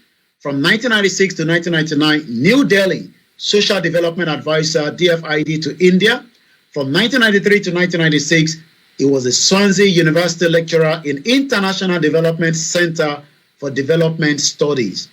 From 1992 to 1993, Manchester University Research Institute for Development Policy and Management. 1992, JKW Consult Mahin Psychologist. And from 1988 to 1991, University of Cambridge Doctorate, PhD in Social Anthropology. And this is going to be your new British High Commissioner to Nigeria. So you're going to be seeing more of his face. I'm not sure whether he's going to be doing the same thing, as Katrina Lang was moving around. But till then, we'll be here to tell you more about it. I have to go now because the time is far spent this evening. I would like to appreciate my producer one more time, Mr. Frank David and Mr. Archie Armand, and to all my viewers and listeners from around the world in African countries, in Europe, in Asia, and wherever you are, whether you are listening on the phone, on the tablet, on your big screen. My name is Olayomi Koiki, and this is Niger Voices that comes up every Wednesday between the 6 p.m. to 8:30 p.m. This time next week, more results will be out. As I say, election is something that a lot of Nigerians believe in, and we cannot say no to them. But I don't believe in election. But as we say, it is the freedom for everyone to decide what they want. Nigeria is not working. That is my own personal view. Nigeria will never work. We are better off as an independent Yoruba country where we can flourish, we can develop quickly. But one thing is, Nigerians believe it is just about Nigeria. They can rejuggle and fix Nigeria. So I hand over now to the studio, Mr. Archie. And once more, I say thank you so much to every one of you that took your time to spend the evening with me tonight. I'll be back again next week, definitely. And I say thank you so much. This is Starr Radio UK. This is Starr Radio UK. In your car, Work. at home, On your smartphone. Broadcasting worldwide online 24/7. Broadcasting worldwide online 24/7. in your car, Work. at home. On your smartphone. The best radio show. The best radio show. The morning show. The best radio show. Broadcasting worldwide online 24/7. This is Starr Radio UK. This is Starr Radio UK. And then we come back into our own studio, I say thank you so much as I kickstart from there. Let's get the mic onto the channel on the MixLR. Yeah, I hope the Bango Melody MixLR. I'm gonna get the screen back to me now. Yeah, and it's been one of those nights as usual. Thank you so much. There's a lot of concern out there, but we must remain strong. We must remain firm and no shaking. It does not matter whether we are still 1 or 2 or 3 or 4. Some people might not even be happy. It's a movement. Àwọn kan máa wọlé lórí train, wọ́n máa bọ́lẹ̀. Maybe I should show you these on this one of my train journey in London, so that kẹ́ lè mọ̀ pé Yorùbá nation irú wa ògiri wa ni. Àwọn kan máa wọlé wá ṣe dáadáa at the beginning. I didn't feel okay. You know, I feel pull back. But I can assure you that I will be here for us. Even if some of my views, my utterance might not please you. But lórí ọ̀rọ̀ Yorùbá nation, mo dúró pa lórí ẹ̀. Kò sí mo mí lọ báyìí. Yorùbá nation ni. I'm not interested in any politics. Mo ti sọ láti ilẹ̀. Tí bá fi ṣe politics, ó ń ṣe nísìnyí ṣe máa sọ̀rọ̀ politics. I have all the opportunity in this world. I hope you can hear me loud and clear on the MixLR. Please let me know if you can hear me loud and clear. Allow Baba, I can hear you. Eshegoni, because mo ti switch over. See, platform tèmi mo ti kúrò lórí Starr Radio officially now. So, I'm back into my own platform where Starr Radio, I try to be very, very, Eshego yawa funke to gallant. Mo ti sọ, tí bá fi ṣe politics, kò ń ṣe nísìnyí ṣe máa polongo ẹ lọ dìbò báyìí. Kí ni kàn mí? Tó bá ẹ bá dìbò anyhow, wàláì, kò sí tó kàn mí. Gbogbo ẹni mo fi sọ. Ìjà tèmi gbé dání, ìjà kó dàrú ni. Nǹkan kan rẹ̀ ló máa fàjà. Mo sọ fún yín pé platform ìjà lélẹ̀. Ẹ bá wá platform máa sọ̀rọ̀ tí bíbà ìjà ni. Bí ìjà lè nífẹ̀ẹ́. So nǹkan kan bá trigger ìjà náà ni. Nǹkan kan ó gbọ́dọ̀ trigger ẹ̀. Ó lè jẹ́ láàárín àwọn olóṣèlú yẹn náà nìjà yẹn máa ti trigger tó máa fọ́ Nàìjíríà. Gbogbo tó máa fọ́ Nàìjíríà lèmi gbàdúrà fún, because ìlú tó níyàn lára lójoojúmọ́ ni. So ká ṣe tó wá máa wá dọ́gbọ́n ká máa ṣe báyìí fi sí bí tí bá fẹ́ fèsì bẹ́ẹ̀ yẹn èyí kọ́ni ṣe máa ṣe yẹn ó ti late. Kò ń ṣe tí mo gbé dání nísìn níbi tí mo sọ̀rọ̀ dé màá ṣe máa nítorí pé mo fi please àwọn kan. Mo mọ anybody rí o, mo sọ sòótọ́. I love every one of us. Ní tí mo gbé dání ó risk gan. Èmi dẹ̀ ni mo mọ̀ pé ó risk, èyí lè máa mọ̀. So kì í ṣe tó wá máa sọ̀rọ̀ níbi tí mo sọ̀rọ̀ dé torí mo fẹ́ please àwọn kan. Ní tí mo gbé dání wà risk gan. Risk factor tó wà nú ẹ̀ ó le ju tẹ́yìn ló lọ. 3-4 years ojú tèmi ló wà nígboro. Tí bá rìn láti bíbá ẹni sè dé Peckham èèyàn márùn-ún ó máa dá mi mọ̀. So kí wọ́n á sọ pé tí mo gbé dání Ọ̀túnba and Madi, please, let's leave that, Madi, please. Let's focus on the program. This place is not for fracas, I beg. Àbúrò mo yé nísìn. Ibi tèmi ṣiṣẹ́ dé kí wọ́n ní mo tún wá fẹ́ please àwọn olóṣèlú. Kí ni kàn mí pẹ̀lú àwọn olóṣèlú? The bastard lórí burúkú ni gbogbo wọn látòkè délẹ̀. Because àwọn ọlọ́kọ̀ wá sínú problem that way. They have every means to stop it. They are not stopping it. Èmi máa make effort láti jẹ́ kó fàjà lèmi fẹsẹ̀. Next week Monday next week kí n tó sọ̀rọ̀ dáadáa. Àwọn ọ̀rọ̀ kan mo gbé pamọ́ ni ó di next week.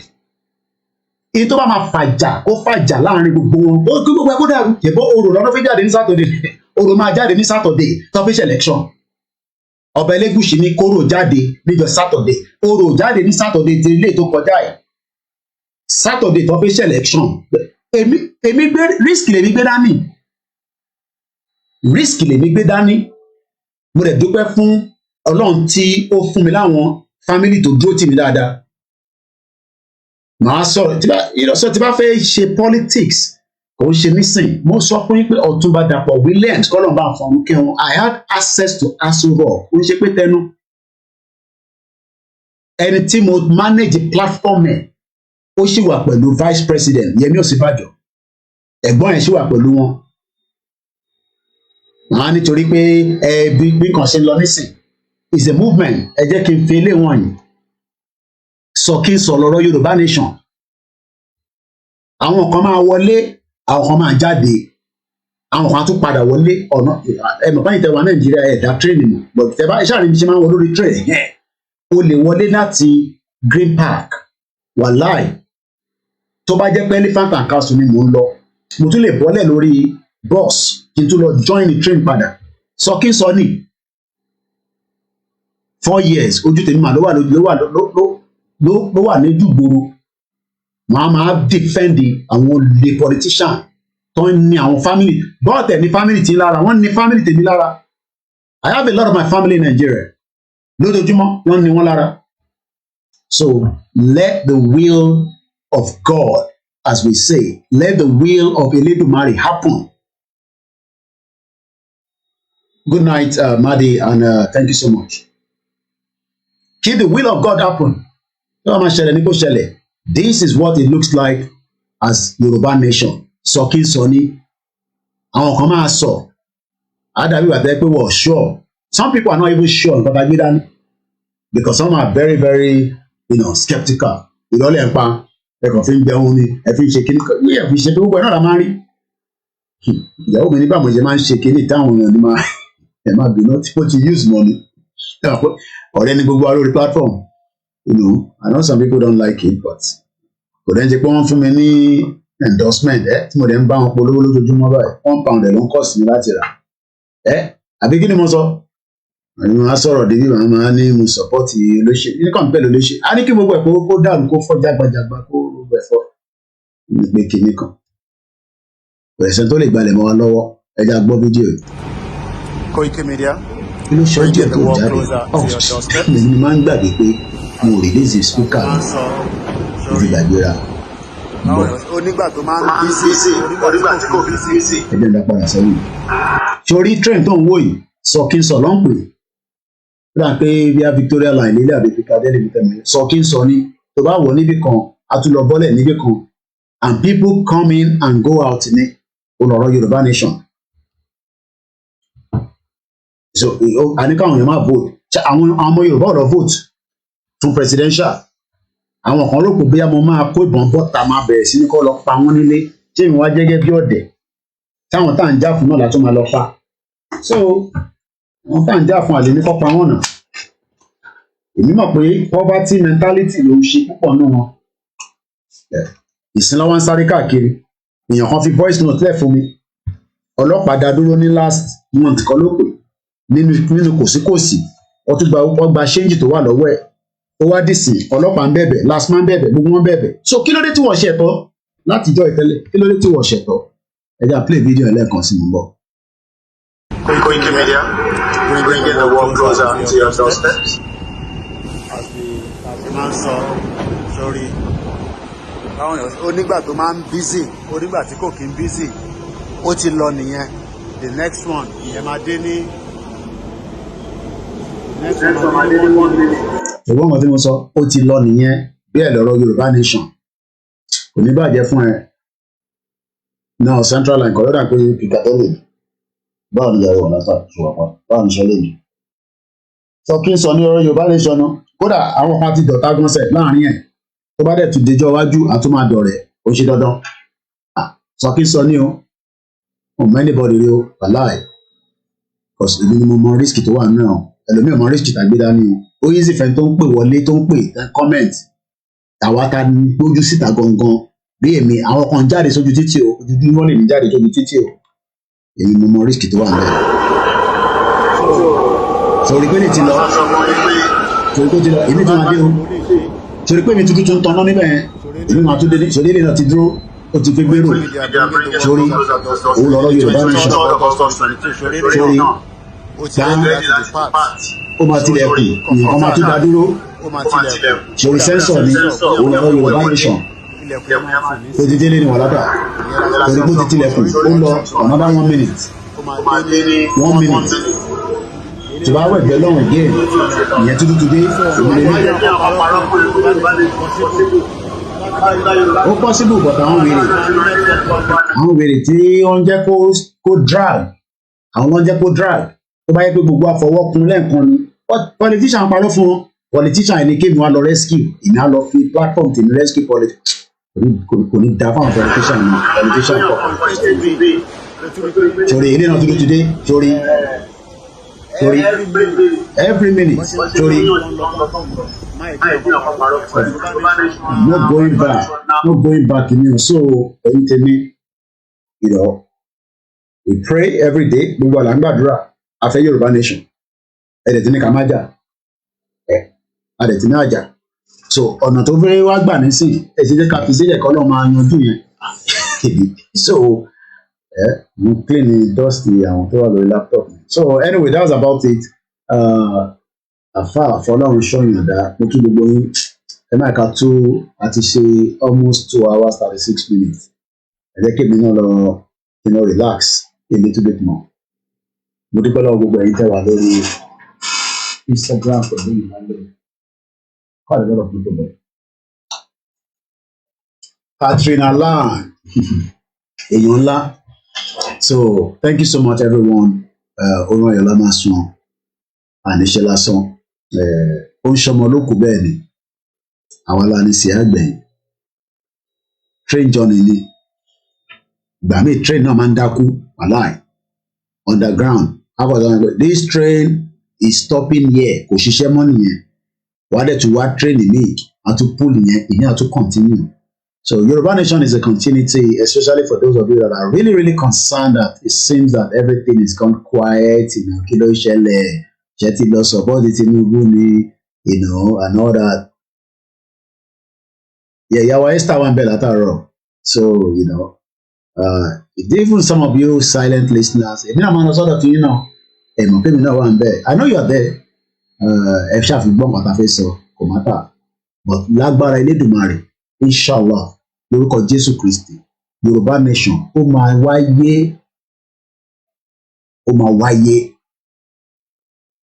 wáyé kò sọmọ ẹ Nàìjíríà ti kọjá stage tí wọ́n ṣe ní gbogbo tó ń ṣe ní Nàìjíríà nísìn before we go wọ́n package díẹ̀díẹ̀ wọ́n fi jẹ́ kó explode but ó ń boil ẹ̀mọ̀ tó ní gbóná bá ń boil òun lọ́rọ̀ Nàìjíríà fẹ́ explode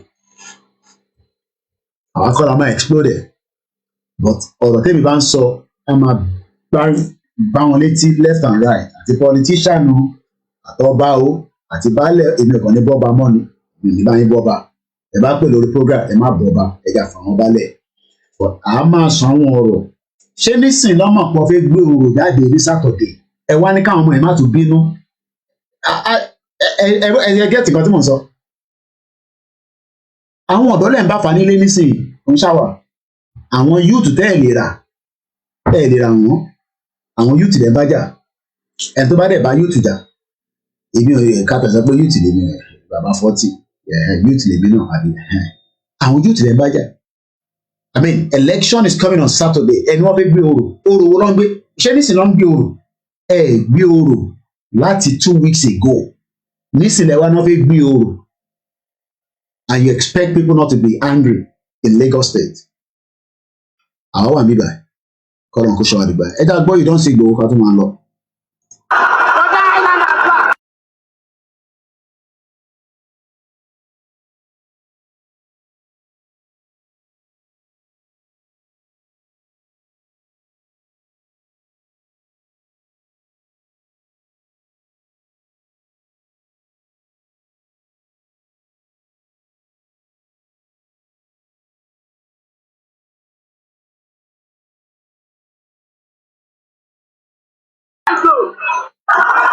àtọ̀rúnmìlà àti elédùmarè ìkan náà ní gbogbo ẹ̀ náà ní ojúlé elédùmarè ẹ̀ tún lórúkọ ọ̀rúnmìlà kí ni ìyàtọ̀ àwọn méjèèjì ọmọ ìyá kan náà ní gbogbo wọn. So anyway let's call it a night. Kí èmi náà lọ jókòó ọ̀rẹ́ àpọ́n náà wọ́n wà lórí program náà lọ jókòó ìmọ̀ rẹ̀ yìí dára sí wa bẹ́ẹ̀ àjọ ìrìn àwọn ẹgbọ́n kan ló máa sọ kí èmi náà ti lọ kọ́ ẹ̀kọ́ èmi náà lọ kọ́ ẹ̀kọ́. So bó ṣe jẹ́ nìyẹn ṣé gan ni ìyá mi ọ̀lọ́lára mo kí wọ ẹ̀yin olólùfẹ́ wa àti olólùfẹ́ Yorùbá nation lẹ́ nífẹ̀ẹ́ lẹ́ fi nífẹ̀ẹ́ tiwa ẹ bá ti nífẹ̀ẹ́ Yorùbá nation mọ́ kò ṣe dandan ní kẹ́ nífẹ̀ẹ́ tiwa náà.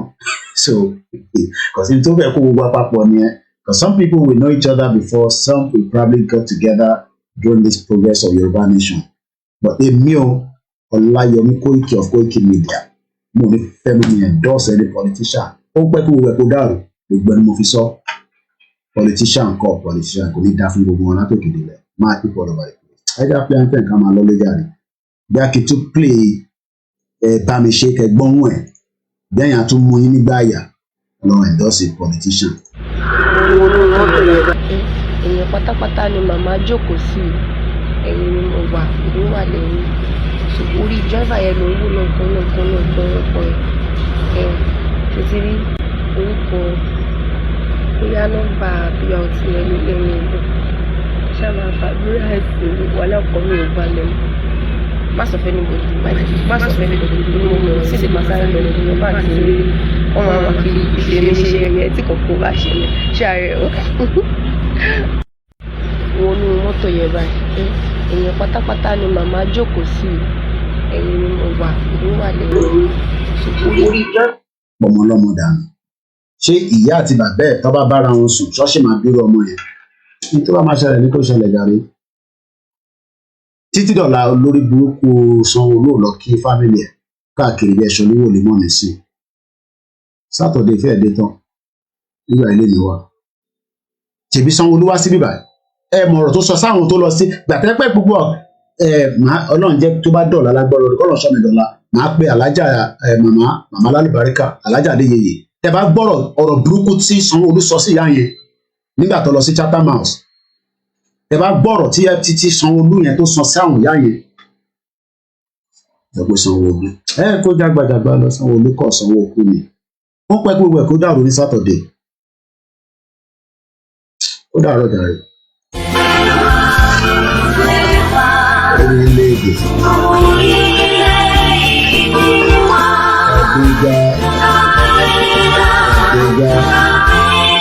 Àgbéga ìgbàgbọ́ àti ìbẹ̀rù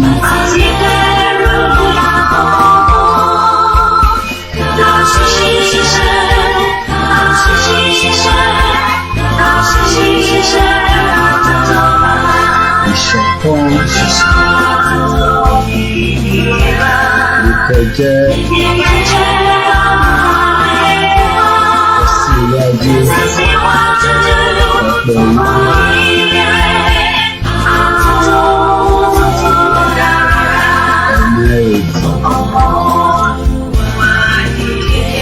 ọ̀sẹ̀ ìpípọ̀ ìrọ̀lú ìmọ́lẹ̀ ọ̀gá adúláwọ̀ fún ayélujára ìmọ̀lájú ọ̀dọ́ àwọn ọ̀rọ̀ ìrọ̀lẹ́ ìmọ̀sùn.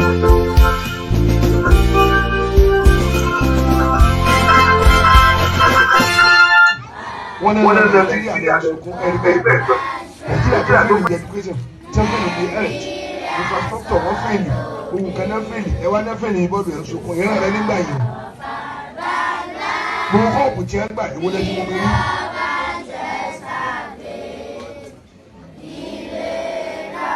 àfáwọn ilé wa ṣe òun kí lórí wọn lọ ọmọ wọn lábẹ́ lórí ìgbòkè ọmọ ìdáná wọn.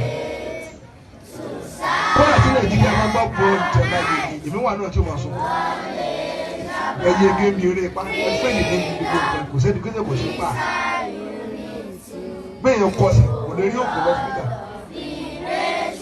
ìṣẹ̀lẹ̀ kò sómi. ó kó lọ ọ̀nà lọ ọdún mẹ́fà wọn ò ní ṣe eruku ó pàrọ̀ àdúgbò tán. ọmọ Oòduà ọmọ Fúlàní. ọ̀gá Fúlàní ló jẹ́ o. Yorùbá nation yìí ti gbogbo wa ni. Kó má gbọ́dọ̀ bàjẹ́ torí kò sílùú mìíràn.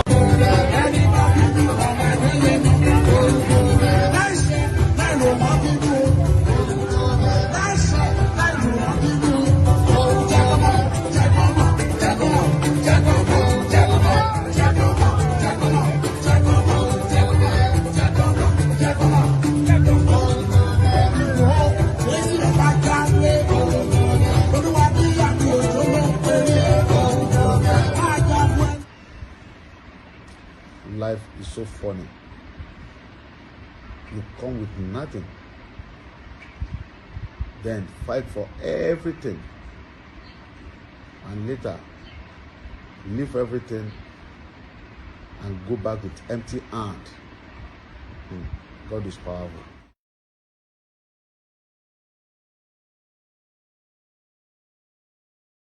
So much. Udaro. I love you all. Bye for now.